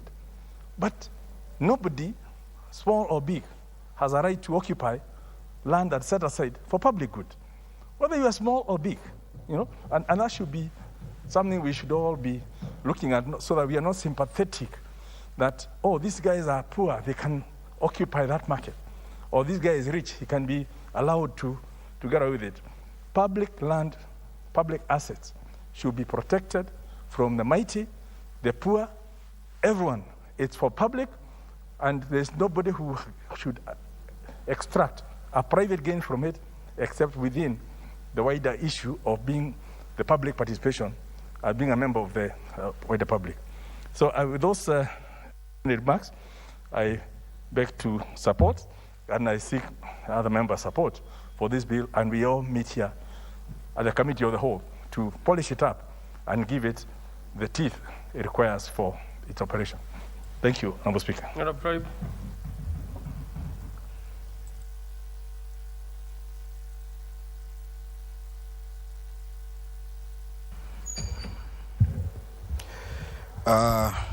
Asante sana Mheshimiwa Spika kwa kunipatia fursa hii ili na mimi kuunga mkono mswada huu ambao Mheshimiwa King'ara ameuleta.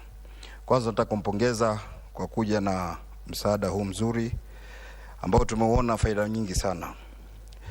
Alafu vile vile Mheshimiwa Spika, nataka kumpongeza majority leader wetu Mheshimiwa Amos Kimunya ambaye alikuwa ni waziri wa ardhi wa zamani kwa kutufafanulia vizuri sana juu ya masuala haya.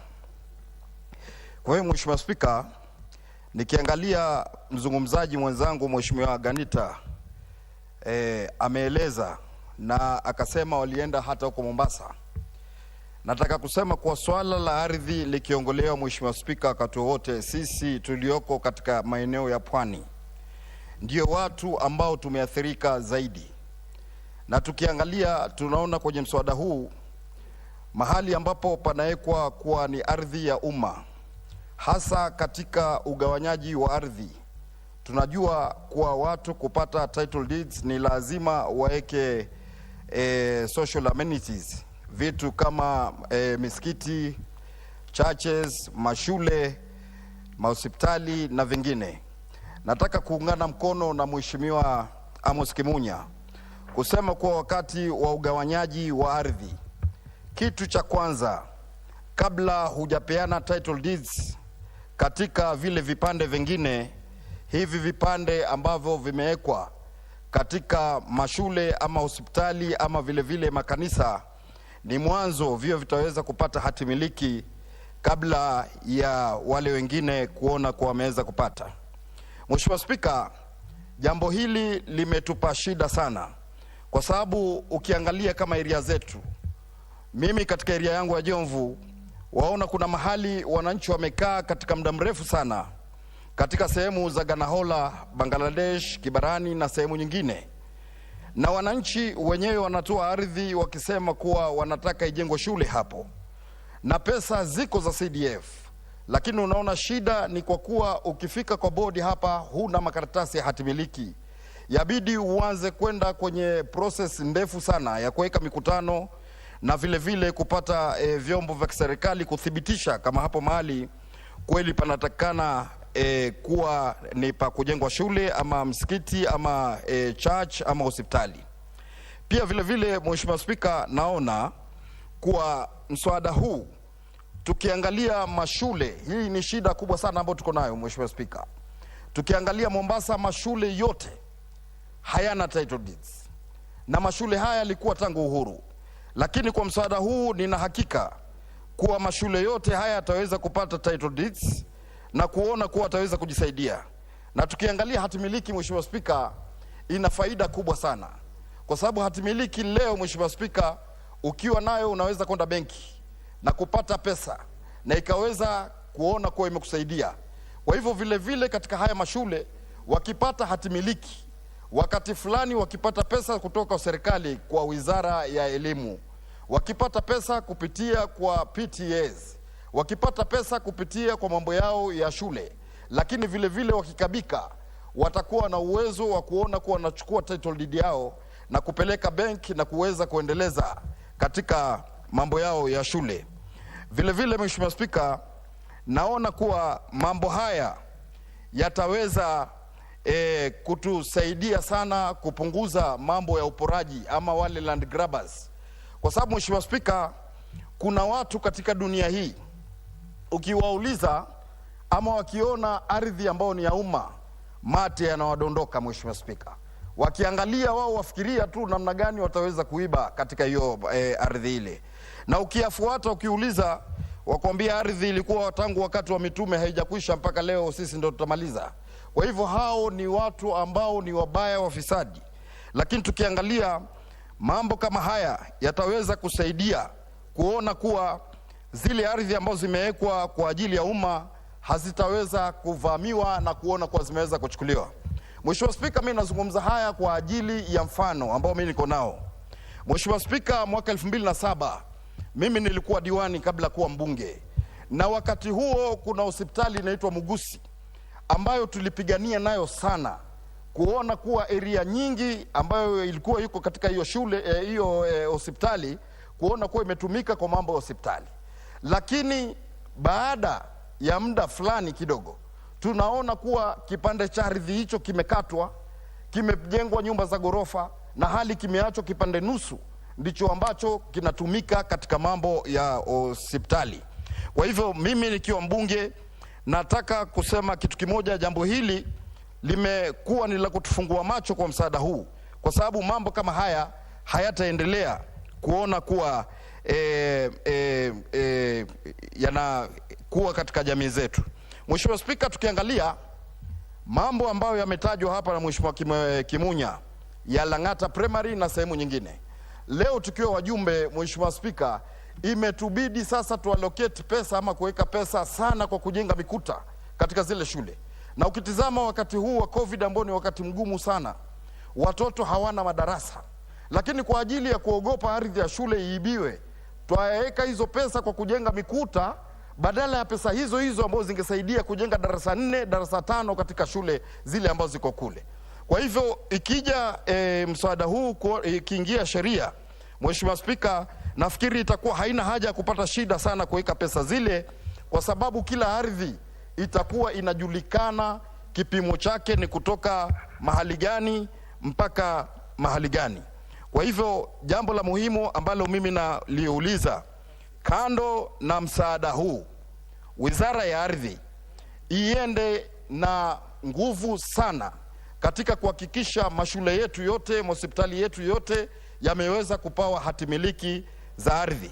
Hata vile vile, kando na hayo, nachukua fursa hii kusema kuwa mimi katika sehemu yangu ya Jomvu tumejaribu sana tangu wakati wa Mohamed Swazuri ambaye alikuwa yuko hapo.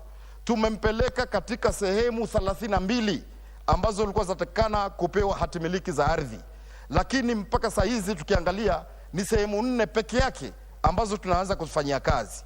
Tukiangalia sehemu ya Mikanjuni tumepata title deed 639, yani 639, na vile vile nashukuru county government ya Mombasa kupitia Mheshimiwa Ali Hassan Joho ambaye atakuwa rais wetu wa 5 pia, sisi watu wa Pwani tusema hivyo. Kwa hivyo ndivyo ilivyo. Kwa hivyo nasitaka kusema hivyo kwa kupitia kesi program ya World Bank tumeona kuwa ameweza kutoa title deeds katika sehemu za Misufini ambazo ziko tayari, katika sehemu ya Kwakasa ambazo ziko tayari, vile vile katika sehemu ya Dhome, na juzi tumeona kwa title deeds hizi zimeweza kutoka katika Kisumu ndogo. Kwa hivyo Mheshimiwa Spika, mswada huu wa Mheshimiwa King'ara nafikiri utaweza kutupunguzia matatizo makubwa sana, kuona kuwa ardhi ama swala la ardhi limekuwa haliwi donda sugu, lakini limepatikana suluhisho ya kudumu ambayo itakuwa iko kisheria, sio ile ya kubambanya. Kwa hivyo kwa hayo ambayo nimeweza kueleza, Mheshimiwa Spika, nataka kumpongeza Mheshimiwa King'ara wa Ruiru kwa kuja na mswada huu, na tunauunga mkono. Mimi mwenyewe binafsi nikiwa mbunge wa Jomvu naunga mkono Mheshimiwa Spika. Asante sana kwa kunipa nafasi hii. Before I get to my light, I'm told Onaboya's system went off. And by the way, he got very agitated when you mentioned a certain presidential candidate. I could tell I was shaking on his seat. Onaboya. Thank you. Thank you, Speaker, for giving me that. My friend Badi thinks that we have a 5th president in Mombasa, the president of Mombasa, but we're looking at the president of Kenya. But I want to support Honorable King'ara's bill, and I want to say that I served with King'ara in the Lands Committee, and I think that's where he sharpened and honed his skills on matters Motors land. Mr. Speaker, I would like to say that this is a great amendment to protecting land. Order before you. I'm told, actually, Honorable, yeah, you had contributed to this. No, I had not. Order, Honorable, yeah. In the morning, I only asked a question. I have a record. This didn't come. Order, Honorable, yeah. Please, take your seat. No, order, Honorable, yeah. Please take your seat. Take your seat. No, I don't need help on this one. Honorable, yeah, please take your seat. You see, it didn't come out. It didn't come up this morning. It was there last week. And the record that I have is that actually you contributed. Starting time is 12:57. I was not here when this motion. Order. Mr. Speaker, before you go, Order. We'll sort out that in the meantime. Order, Honorable. Order. That we shall sort out. That we shall sort out. I would like to order. You. I would like to get the Hansard, Mr. Speaker. That we can sort out. But the record I have. Honorable Kei. Honorable Kei.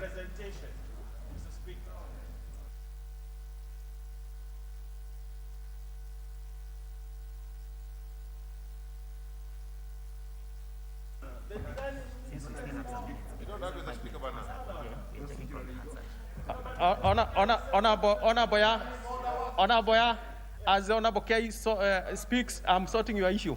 So don't be agitated. I'm sorting your issue. Do not be agitated, Honorable. If you have not spoken, you can be sure the Speaker, we shall not get you. We must get your space to speak if you haven't spoken. And that one, Honorable, please. We are taking time to sort out that. In the meantime, Honorable Kei, speak. Honorable, no one will deny you a chance to speak.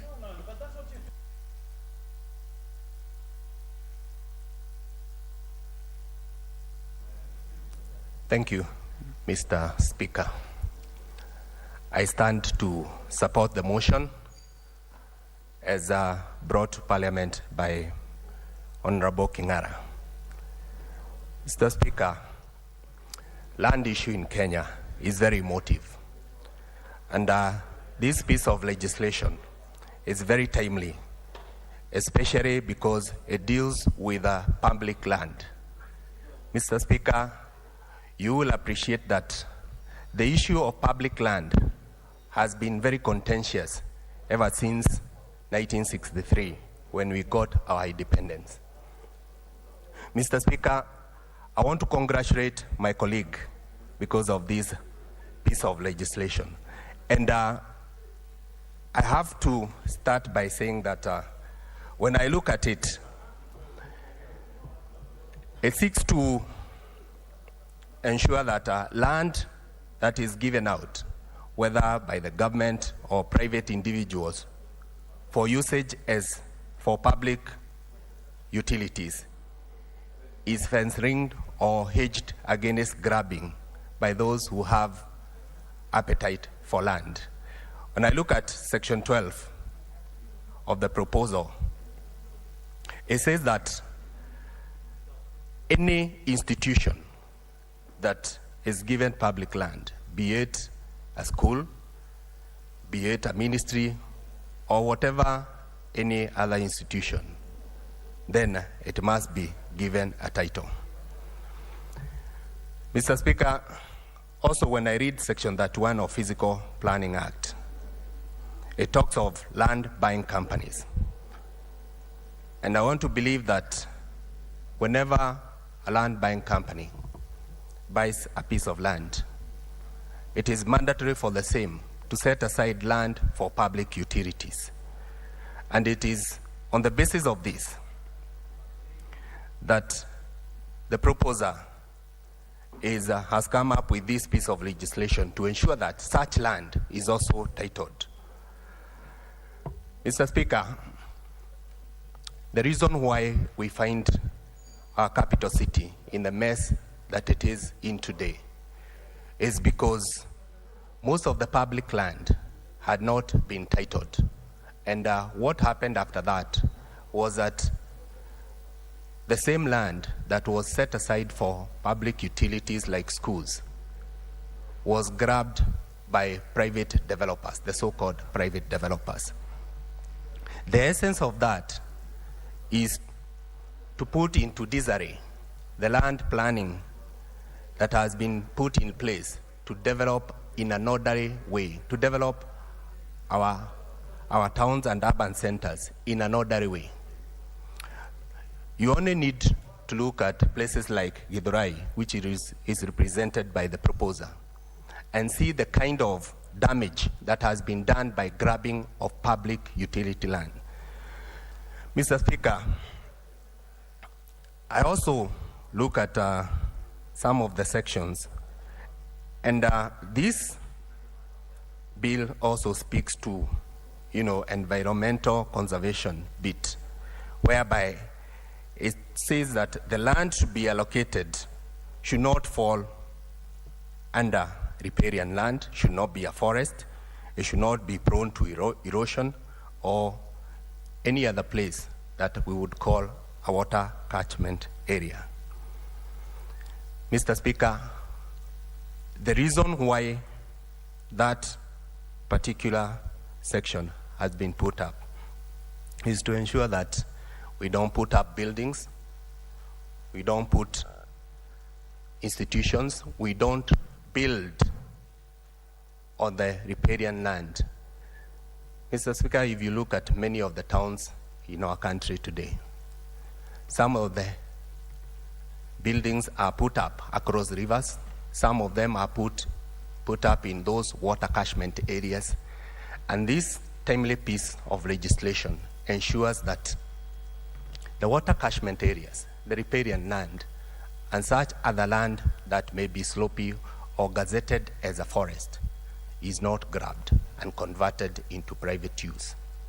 I have in mind about Karura Forest, which way back was targeted by private developers until the late Wangari Maathai rose up and demanded and protected the same.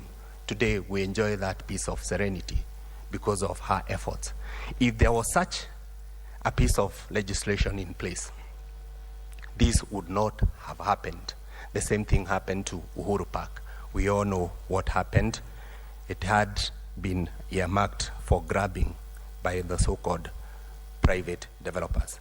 When I talk about the same issue in my place, Mukurweini, Mr. Speaker, because of lack of titles of public land, some of the land meant for public utilities have been converted into private land, and the same titles are used to secure loans, used as collateral to secure loans that are not paid for. And the end result is that the same public land is disposed of by banks to private individuals, thereby denying the public a chance to enjoy the land that has been set aside for public utilities.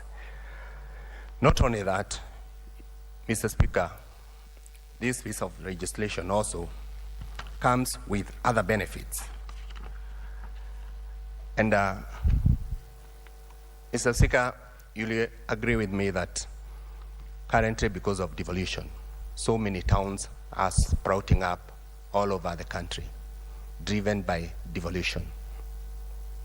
And you realize again that most of these towns are not planned. And indeed, because of the fast growth of these towns, public land is in danger of being converted into private land. And the fact that most of the Kenyans have been conned, many Kenyans have been conned by people purporting to have converted public land into private land, thereby ensuring that attracting those land buyers.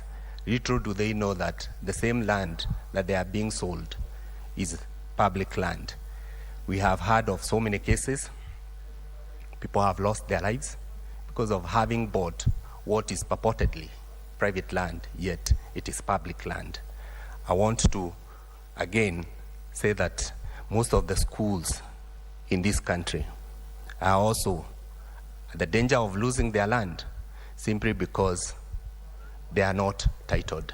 And this piece of legislation will ensure that not only do they have land, but also the same is protected from the grabber's eye, and therefore we ensure that the intention of the country, of the land, or of the law, of leaving and setting aside public land for public utilities is protected. Mr. Speaker, I support. Thank you. Honorable members, before I give to the next speaker, Honorable Owen Bayer, I told you it is your word against the Hansard. On October 15, 2020, you spoke on this matter. October 15, 2020, you spoke on this matter. So please, do not even challenge the Hansard. October 15, 2020, you spoke on this particular matter. You shall not speak again on it. Honorable Bui. Thank you, Mr. Speaker, for this opportunity. Mr. Speaker, first I'd like to congratulate the Honorable Simon Kingara for an excellent job, because Before Honorable Bayer leaves the chamber, before Honorable Bayer leaves the chamber, I think Honorable Bayer owes the House an apology because you see, a member must be taken at, as it were, at his word. If Honorable Bayer spoke at some point, the drama that we have seen between the member and the speaker is a drama which should not be there at all. In terms of tradition of this House, a member never argues with the speaker. The speaker is ever right until you prove yourself otherwise. In fact, it is Bayer's responsibility to look for the Hansard and to prove that he did not speak. That is the tradition of Commonwealth jurisdiction everywhere, even in the UK. You don't speak to a speaker when a speaker has made a ruling, even if he's wrong, because speakers are never wrong. In this circumstance, I've seen that the speaker has bent backwards and have accommodated Honorable Bayer. But he owes this House and all of us honorable members an apology for the drama that we have just seen. And you cannot argue against the Hansard. That is why the Hansard is there. We cannot hear you to say that there is anything that we can add to or reduce to the Hansard. That is the law of Hansard. So, Mr. Speaker, I think until Honorable Bayer apologizes, there is something seriously wrong in the House, or seriously out of order in the House. Honorable Bayer, Honorable Bayer, I think Honorable, not I think, certainly Honorable TJ Kajwang, you raise a fundamental issue. Because Honorable N was quite obstinate and firm and saying he hadn't spoken, and drew in some words, and Honorable TJ Kajwang has raised it. Honorable Owen. Mr. Speaker, I respectfully apologize to you and to the House. Thank you. Very well. Thank you, Honorable TJ Kajwang, for raising that to make it tidy. Obviously, it was last year, so I think Honorable Owen also thought it is from last week. But having apologized, let's move on. Honorable Bui.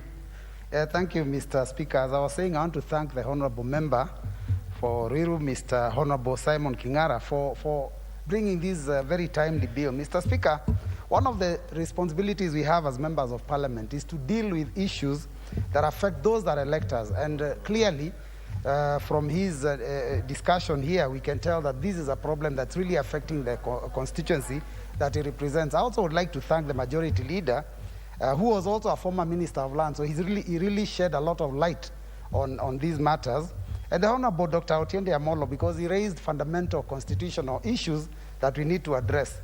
Mr. Speaker, the importance of title deeds can really not be I don't even know how much we can talk about this, because really there is no one who owns any piece of land anywhere in this country if you do not have a title deed, because that is the only proof by law of ownership of land. So, Mr. Speaker, when you look at our nation, we have a lot of public utilities. We represent people, and the public have schools, they have dispensaries, they have health centers, they have hospitals, and all these amenities fall on public land. Unfortunately, Mr. Speaker, a lot of our public utilities, a lot of our public institutions are still operating without proper titles. In fact, I would like to thank His Excellency the President, because from the time this government was elected, he has actually issued a lot of title deeds. In the current situation, I think the Ministry of Education has insisted that all our schools must be titled. So, Mr. Speaker, it is really an important bill. Mr. Speaker, the other big problem we have in this nation is the issue of land grabbing, which he wants to address, because apparently, Ruiru constituency, a lot of public land was grabbed. That's why you don't have enough land to have schools. Mr. Speaker, we have seen this trend continuing. Last Parliament, Mr. Speaker, we had a situation where the children of Langata Road Primary School were actually beaten to submission, tear-gassed, because someone wanted to grab the playing field for that school. And Mr. Speaker, this is a private developer who was grabbing the land so that they could expand their hotel and create parking space. It is such a shame, because this problem of land grabbing has created serious millionaires in this country, and a lot of paupers also. So, Mr. Speaker, it's something we cannot play around with. So I want to appreciate the member for bringing this bill, because now we are addressing the issue of titles so that all our public utilities have title deeds, so that the children of Langata Road Primary do not have to go through what they went through, and children in other parts of the country do not have to go through the same fights by private developers trying to grab their school, trying to grab their land. Mr. Speaker, I also have a problem like that. I have a school called Kalicha Secondary School. It is built on land which is clearly private land that was set aside a long time ago, but already there are people that are claiming ownership. When we started doing construction of certain classes, somebody makes a phone call and says, that's my piece of land.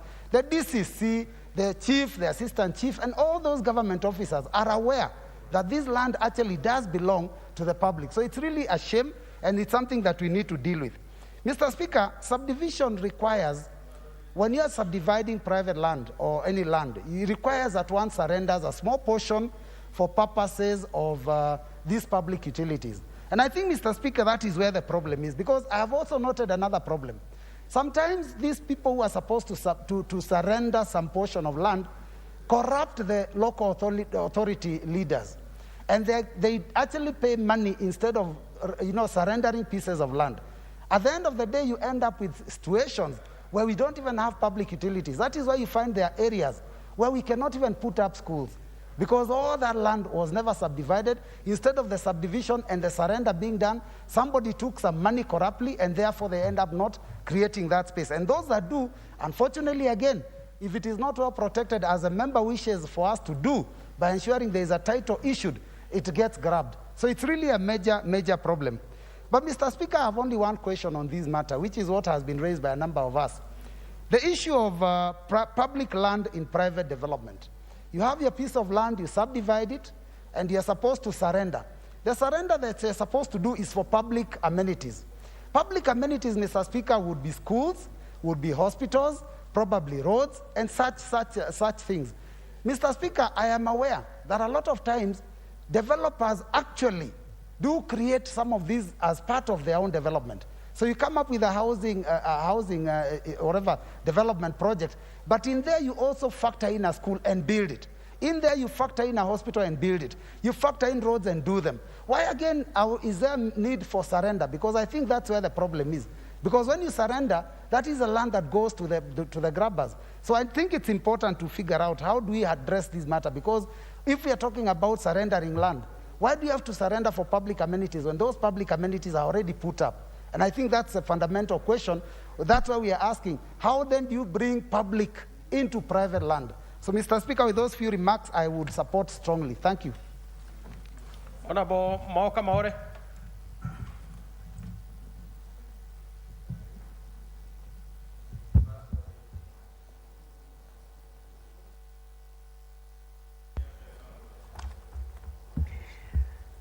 Thank you, Mr. Speaker, for the opportunity to contribute to this amendment. And also do congratulate the honorable member for bringing the amendment at a time when many people or many institutions had overlooked it. Now, Mr. Speaker, before the amendment or even before the Dongo Commission on Land, there was a lot of agitation that was protesting the issue of grabbing public land.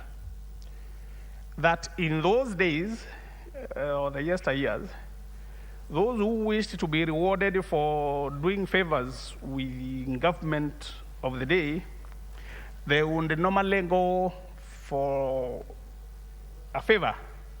And in most cases, they would go and identify an empty piece of land and seek to be allocated. And the allocation was usually swift. Now, Mr. Speaker, you've seen also the trend that has been happening over the years. People who have appetite for land, they are merciless in very many ways. And this bill now comes at a time where it gives the registrar the power to be able to delineate or designate, public land in the process of the large adjudication and the consolidation. And now, Mr. Speaker, the committee has also done quite a thorough job after they received the memoranda that they did receive. And in that process, Mr. Speaker, they have come up with very good comments and recommendations that have enriched the bill. Now, when it goes to do the amendments, specifically what has been happening in Nairobi over the years, or even other settlement schemes, people go and do adjudication or on demarcations of land and make sure they don't make any reference to what should happen to public utilities or public land meant for schools and other institutions. Now, Mr. Speaker, I know you've been able to follow the battle between the KCA, where they wish to expand and have their offices, and you found the dance that happened between the court, the office of the permanent secretary in those days, and finally the disaster that was visited on it, specifically where Western Hotel stands, where in other places they would demand the land back. On this one, they came up with a warped or weird recommendation that the land can be bought.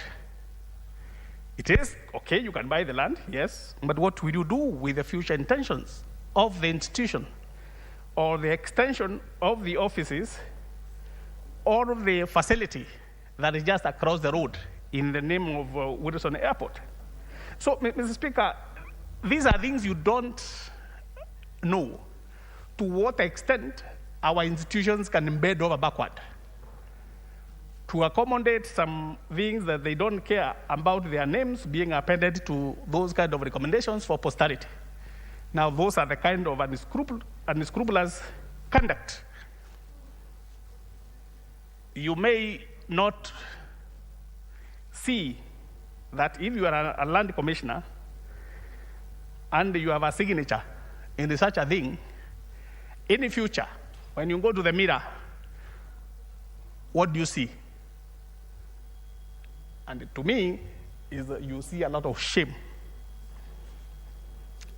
Now, this bill, when it's enacted, and it has empowered the registrar or the director of service to go ahead and pick on where the land pieces are needed for development of institutions or of things of public utility. Those institutions must get their preference over the other interests. Because, Mr. Speaker, after you have given it to private or to private individuals, in a time which is not so distant into the future, you'll find yourself buying back or going to pay excessive amounts of money in order to have the same land which you should have been able to obtain free of charge. So, Mr. Speaker, as we pursue and wish members to contribute, they should be able to go and think that this land and other pieces of land that are needed, you can decide to do a museum or a public library or an institution that has come up that you need as a community, only to turn around and find all the land was allocated to individuals. They may not have grabbed, but whoever was doing an adjudication were very myopic. They never thought that you would need those kind of institutions. So, Mr. Speaker, we come at a time when we need to go into our urban centers. A lot of them, in a short time, also will need even public cemeteries. And I remember also how there was a debate about the cemetery dispute in Nairobi City Council then, and how reckless also the officers went ahead, took the money, and the place where they were taking the money, the type of soil cannot be able to be suitable for graves or a cemetery. Public money is stolen. And these are the kind of things, Mr. Speaker, we want as examples that are being addressed, or the kind of ailment that is there that is being cured by this amendment by Honorable Kingara. So, Mr. Speaker, without taking much time, I wish to support that this bill has come, it's timely, and it is very good for all of us as a country and for posterity. Thank you.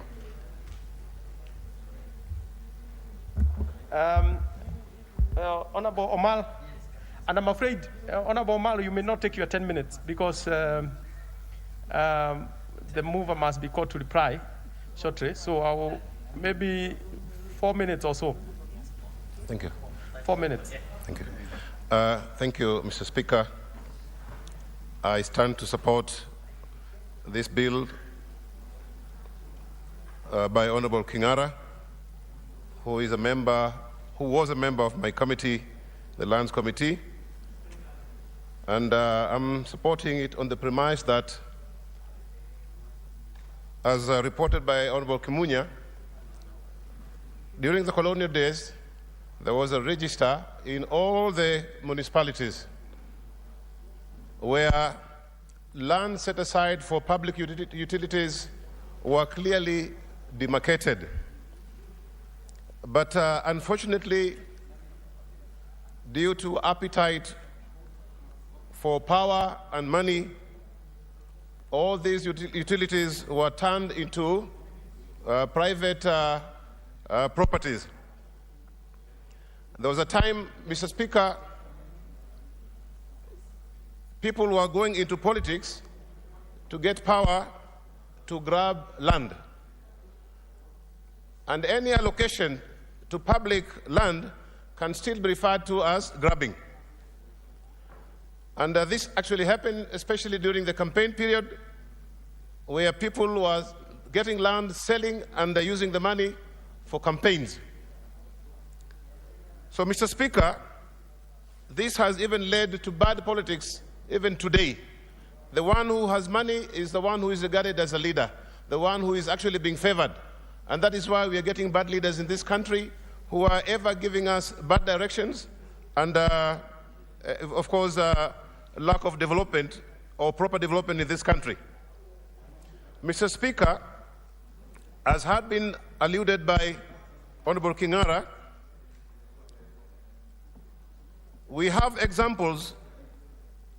For example, in Meritini, where Honorable Badi is actually representing as his ward, there was land which belonged to an individual, and the government was made by politicians to have a gentleman, the owner of the land, to surrender it for purposes of building Juakali sheds.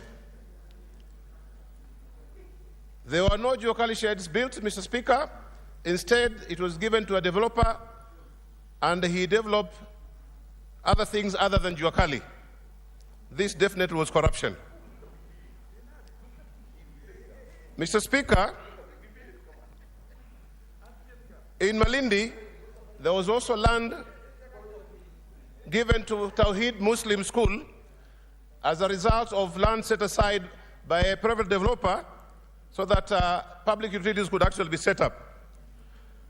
A school was actually built, but the title was not given, and therefore the land had no title. What happened is the owner, or the person who initiated the idea, was elbowed out by prominent businessmen who made titles behind the scenes, and they are now claiming ownership of that land. In my area, Changamwe, where near the airport, we have Midani College. This land was also grabbed. We today have actually taken over the land. We put up a college, a TVET, but we do not have a title deed. Honorable Mal, as I mentioned earlier, I'm afraid this business was time limited. And being time limited, now it is the time for the mover to reply. And if you are gracious enough, Honorable Kingara, nothing stops you from donating a few of your minutes to, and if you must, pronounce yourself to who? Okay, I thank you. You have 10 minutes. Yeah. Thank you, Mr. Speaker, sir. I have noted the interest of members to contribute to this one. And Mr. Speaker, sir, it being an universal problem in our country, I have decided, if the House allows, to donate at least 1 minute to the following members so that people are equitably represented in the contribution of the same motion. Honorable Kiaria, 1 minute. Honorable Tandasa Sawa, 1 minute. Honorable Joyce Bomet, 1 minute. Honorable Engineer Goge, 1 minute. Honorable Misi, 1 minute. And finally, Mr. Speaker, Honorable Nasili, 1 minute. Okay. Shall we start with who is the first one? And there is also, I said, Honorable Mamusi, you have 1 minute. I don't know how you didn't hear your name.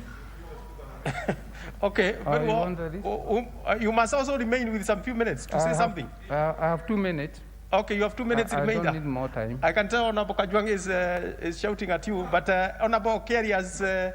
I have said Honorable Kajwang have got 1 minute. You know, I had donated 2 minutes, but now that other members came here, I decided to give 1 minute each, and then I'm left with the 2 minutes. Okay. I think we'll be doing the mathematics with the crack. Yes, we shall make sure it is only 1 minute. Honorable Kerry. Thank you very much, Mr. Speaker. I do applaud the magnanimity of the move of this bill and congratulate the Honorable Kingara for bringing such an amazing and revolutionary bill. Mr. Speaker, what he's addressing here is critical. And because I only have 1 minute, Mr. Speaker, in supporting, I can only say that this is a danger that we are trying to cure here. The mischief is rife, Mr. Speaker. In the case of Dagoretti South constituency, even where the office of the Member of Parliament sits, which is part of a 9.5-acre land, which also houses a public school, an area for Juakali workers, an area which has a Dagoretti South Empowerment Center, which was originally community land given for public use, is not titled, Mr. Speaker. And this has been giving opportunity to very mischievous people to try and have their hands on this land so that they can grab it. As we speak, Mr. Speaker, we have a good person who wants to get into a public-private partnership with the Dagoretti South people to build a stadium called the Reruta BP Stadium, Mr. Speaker. But this person is not even able to move in because the land is not titled, Mr. Speaker. So it is for this reason that I say that what Mr. Kingara is moving here is revolutionary and will quite cure a lot of mischief of land grabbing of public land, Mr. Speaker. There isn't much one can say in 1 minute, Mr. Speaker, so I only stand to support. Honorable TJ Kajwang, 1 minute. Honorable Kingara, we support you. My only parting shot is this. Please look for legal advice from the Directorate of Legal Affairs to clean up the text of your legislation. Because you see, for example, you're talking about a person or land buying companies giving out land. Don't you think about those cooperatives? Don't you think about the trusts, the estates? Don't you think about such other entities which are not necessarily in law persons and not necessarily land buying companies, but who would then be able to give a surrender, number one. Number two, think about cleaning up the text of this thing you're calling allocated land. There could be land that is not allocated. It is just a surrender by virtue of the fact that when you have a subdivision and you have a development, you must provide a surrender. So the verb allocated and that kind of thing denies you the scope of what you are intending. So please seek legal advice from the Directorate, and I'm sure they are going to clean your texts in a way that will further the interest that you are put. Number Tadaza, 1 minute. Mnenaji, kwa sababu Kiswahili sanifu, Spika anaitwa mnenaji. Kwanza nitoe pongezi kwa Mheshimiwa Kingara kwa kuleta mswada huu ambao utaweza kusawazisha donda sugu, hasa kwa mimi mbunge wa Matuga. Ni wiki tu iliyopita ambao niliitwa kwa shule moja inaitwa Bombo pale Kiteje, ambapo bwenyenye mmoja alikuwa ameweza kuweka ua ofisi ya mwalimu mkuu eti akidai kwamba iko kwa shamba lake, na hii ni shule ambayo imekuwa pale kwa zaidi ya miaka 30. Hali kadhalika saa hii imebidi nitoe fedha za CDF kujenga ofisi ya chifu Kombani ambayo imekaa pale kwa zaidi pia ya miaka 20, lakini saa hizi kuna bwenyenye amekuja ameweka ua pale, amesema ile ardhi ni yake ya kibinafsi. Kwa hivyo ni kutoa pongezi kwa huu mswada uweze kupita, uongwe mkono ili ile mali ya umma iweze kutetewa vilivyo. Asante sana Mheshimiwa Mnene. Rabo Joyce.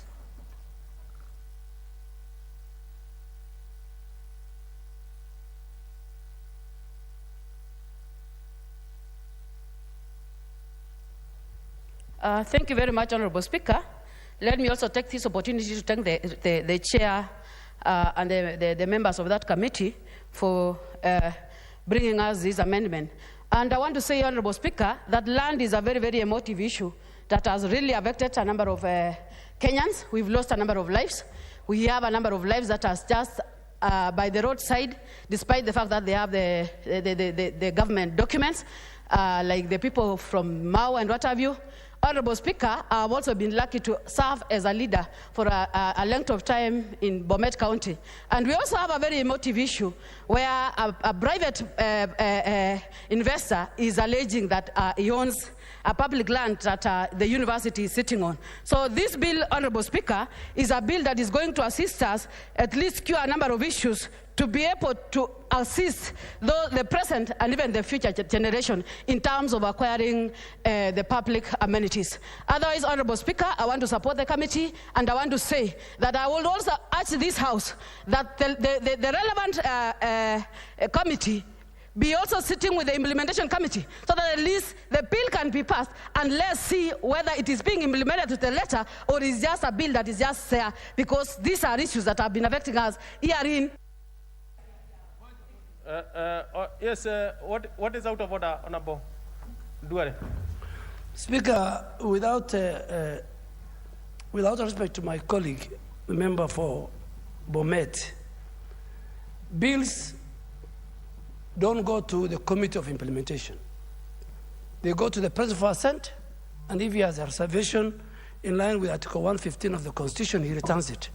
So I think we need to go on record that a bill, once the President, relax, Madam, we are not in Bomet County Assembly.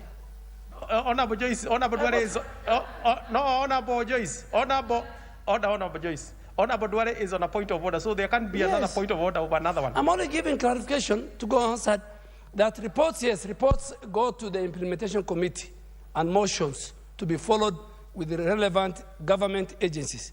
But this bill, once we finish, it goes to the Senate because it touches on the Senate, and it goes to the President. He has a choice to assent to, and it is implemented. Or he returns it with under Article 115. So, Honorable Joyce, don't be worried. This bill will go to the President, and it will come back if he has issues. If he has no issues, he'll assent to it. Well, it looks like Honorable Dwale, you are giving information to Honorable Joyce. Honorable Mishi. Thank you, Honorable Speaker, and congratulations, Honorable Kingara. I've seen that leaders have already talked about safeguarding our public institutions and also protecting the 10% which has been given as a surrender for public amenities.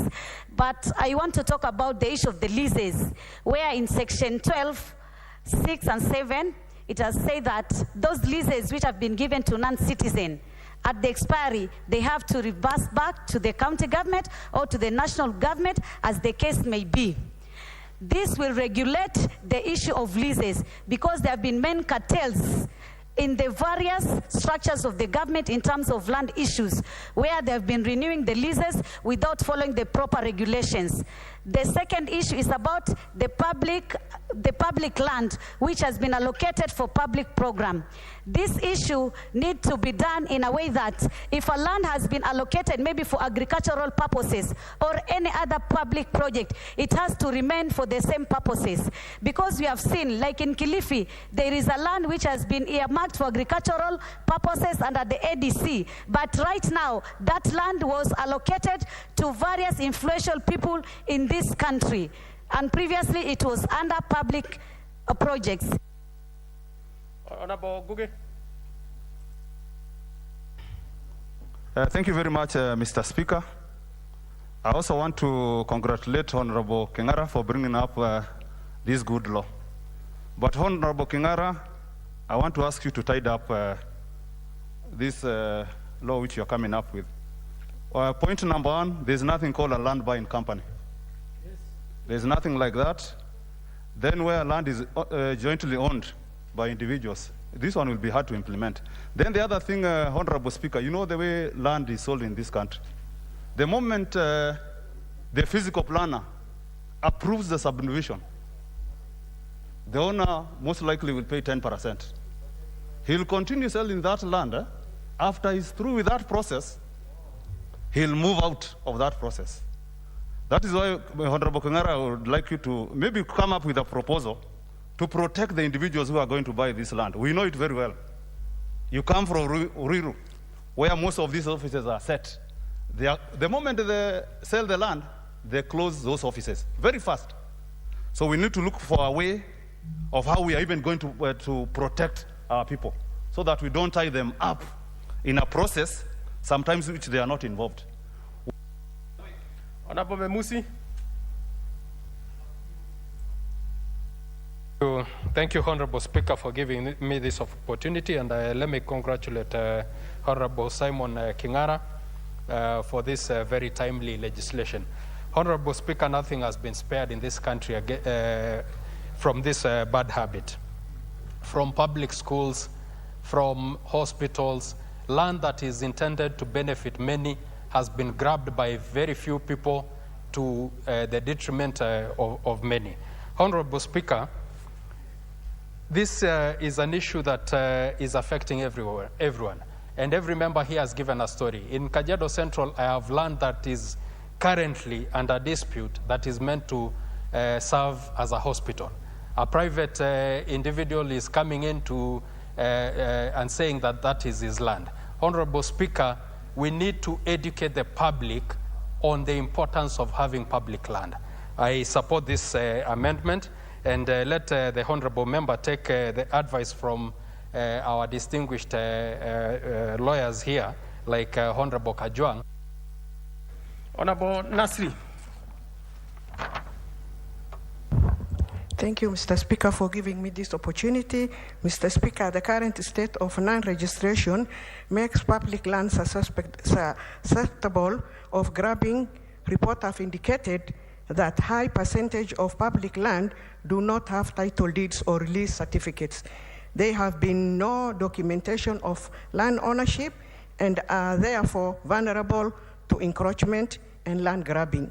Already, a number of schools have reported a case of land contestation, encroachment, and grabbing to the Land Commission, which has necessitated presidential directive to Ministry of Land to title all public schools. Mr. Speaker, if this bill passes, it means that the land allocated to public purposes will ease to identify, and therefore unsuspecting public will be better informed. Honorable Kingara, you have the remainder of 2 minutes to finalize reply. A maximum of 2 minutes. Thank you very much. You are the one who donated your minutes. I donated willingly, so I have no regret. Mr. Speaker, may I say? Order, Honorable Kingara. What is it, Honorable Duale? Speaker, I need your guidance. And in line with the standing orders, Speaker, going forward, is it provided in the standing orders for when the mover is called to reply, he can donate? Is that provided in the standing order, Mr. Speaker? Because I think, Mr. Speaker, that is not provided. And I think if that is the position, then that should stop in the House, because this is a House of rules and guided by the standing orders. So if that's not provided, maybe going forward, once the mover is called to reply, he has no powers under the standing orders to donate his reply to either a bill or a motion. Speaker, I just need that guidance. What is out of order? Number Elisha. Okelo. Yes, Elisha is the next one. Okay. Honorable Okelo.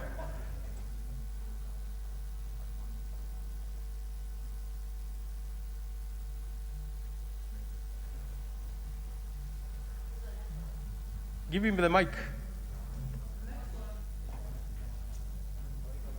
You can use the next one. So that we move. Honorable Speaker, I thank you very much. Drawing from what my brother Honorable Duale has alluded to, this House is controlled or run courtesy of the standing orders, traditions of the House, rules and regulations. So donation of minutes to those who have requested courtesy of the mover of any motion has been a tradition of this House. And you do not necessarily have to put everything into writing or into law. This is something that we have practiced over time. We cannot run away from it now. Let us continue with it. Traditions are part of and parcel of our living. We just have to do with it. I thank you, Honorable Speaker. Honorable, let's not make it a point of argument. But I hear what clarification, Honorable Duale? You know, we have to close this business. Mr. Speaker, I wanted to close it, and my first, I put this matter to you, but a member has come in. Mr. Speaker, let me go on record as a ranking member that the first point of call is the Constitution and the standing order. If that provision is not found in the Constitution and the standing of this House, then you go to traditions, then you go to practices, then you go to all the others. Then you go, ultimately you come to standing order number 1 that gives the Speaker. But the Speaker, that was just to inform my colleague that yes, they are there, but the first point of call is it provided in the standing order? So the Speaker, you can guide us on that, but I need you to rule first whether this practice is in the standing orders before when we go to. So our mind is to you, not even to the House. It's you to guide us and give the way forward. Well, you know, Honorable Duale, that has been the practice, especially where a business has a time limit and that has come to an end, and the mover has his or her specific time to reply. and the practice has been that the member could donate. Maybe it is a discussion that the House and particular rules and procedure can have, that when a mover has 10 minutes, sometimes the mover would reply in 2 minutes, and maybe think, out of the 10 minutes, let me give out to colleagues who haven't gotten an opportunity to speak the 8 minutes. But maybe where the mover thinks he or she needs the 10 minutes, he is at liberty or she is at liberty to say, look, I need the 10 minutes, all of it. But I think it is a discussion that we can have, particular rules and procedure, and say specifically if you are replying, do not donate it to any other person. So it's an ongoing discussion, and the standing order do not prohibit, but maybe it is a discussion we can have whether the standing order should prohibit expressly. But we are not there yet. The practice has been, but where a member rises or rises on his or her feet and says, ask the speaker, ask the House that the mover be called to reply, at that time, the mover is not at liberty to donate, because that's a different circumstance. But Honorable Duale, that is an area we can keep discussing. Now, Honorable Kingara, please, you have the 2 minutes, so that then we make progress. Thank you very much, Mr. Speaker, for the guideline. I think, I don't know why Honorable Duale, who was our reader, and he has seen donations being done here, he never questioned. I'm not saying that he's wrong to question today, but I just don't know why. Actually, I'm very grateful, Mr. Speaker, for everybody who supported, especially the committee, who had a lot of work to coil it up and come up with the final green paper. It is very hard to make a green paper in this House. I think this is my second green paper, and you can know the challenge. Mr. Speaker,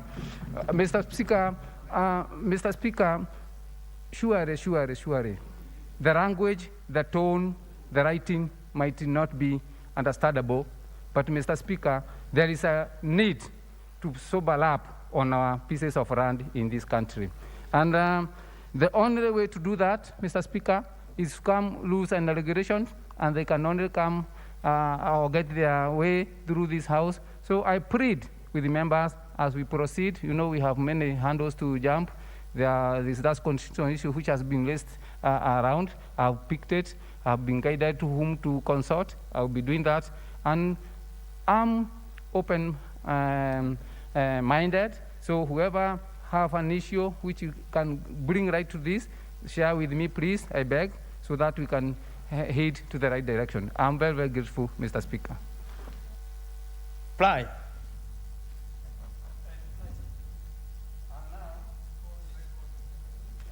And now, I stand here and beg to reply. Now, honorable members, we shall not put the question on that particular one, that business now. Let us move to the next business. Next order. Order number 12, the Kenya Information and Communications Amendment Bill, National Assembly Bill number 20 of 2019. Honorable Second reading. Yes. Honorable Elisha Odhiambo.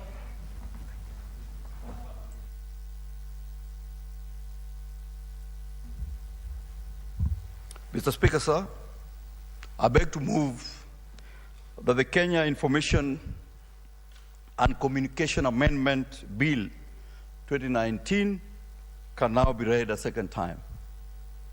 By way of introduction, Mr. Speaker, according to the Communication Authority of Kenya, quality of service refers to the level of performance that a service provider provides to its subscribers. In telecommunication, this relates to the ability of the service provider to give reliable, accessible, and easy use of services.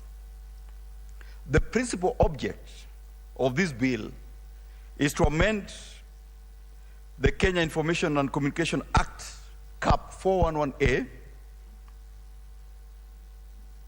and that these amendments will provide a regulatory framework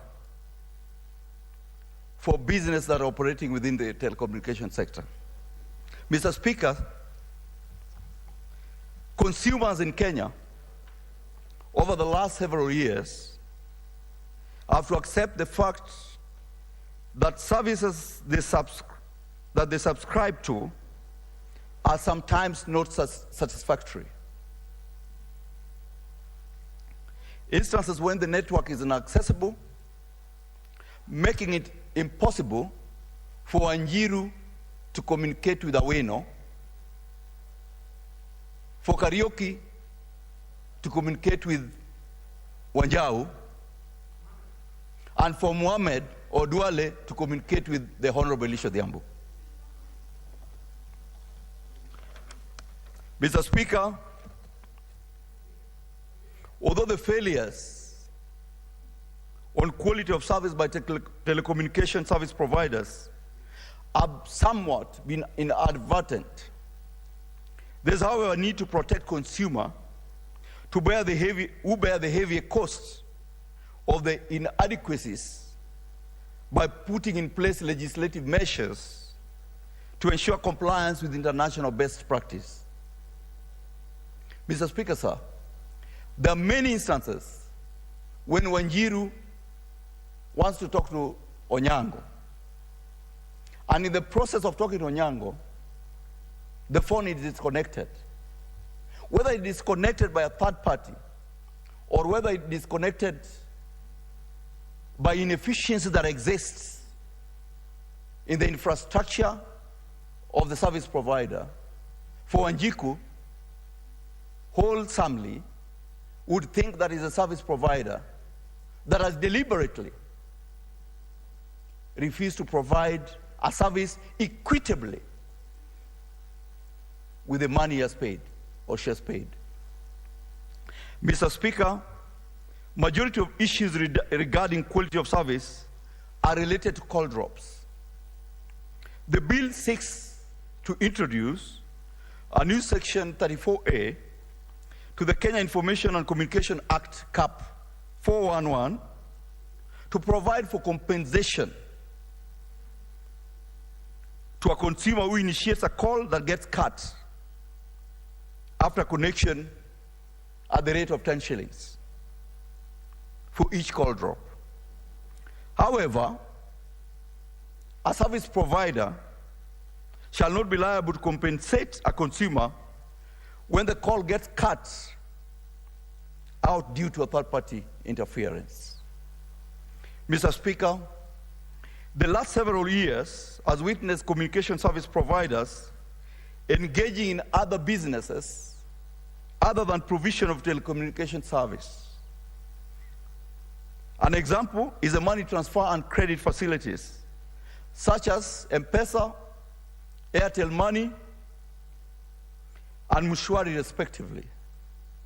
The current legislative framework does not address the issue of telecommunication service providers engaging in other business other than their core business as stipulated in their license. Mr. Speaker, by way of example, Safaricom, which is one of the dominant telecommunication service providers, operates mobile money transfer service under M-Pesa. Mobile money lending platforms, among them Mshwari and Fuliza. In the first 6 months of 2019, Fuliza loan outpaced the loan book growth of any individual bank, surpassing issuance of the closest lender by 2.4 times. In just under 9 months of operating the Safaricom Fuliza overdraft service, Kenyans have tapped up to 140 billion. Mr. Speaker, sir, while I must acknowledge that Fuliza and such other innovative solutions of lending products have enabled the Wanjiku, Chebet, and Akinyi access financial services that they would otherwise not be able to access from mainstream lending facilities from banks and such other financial institutions due to their stringent conditionalities.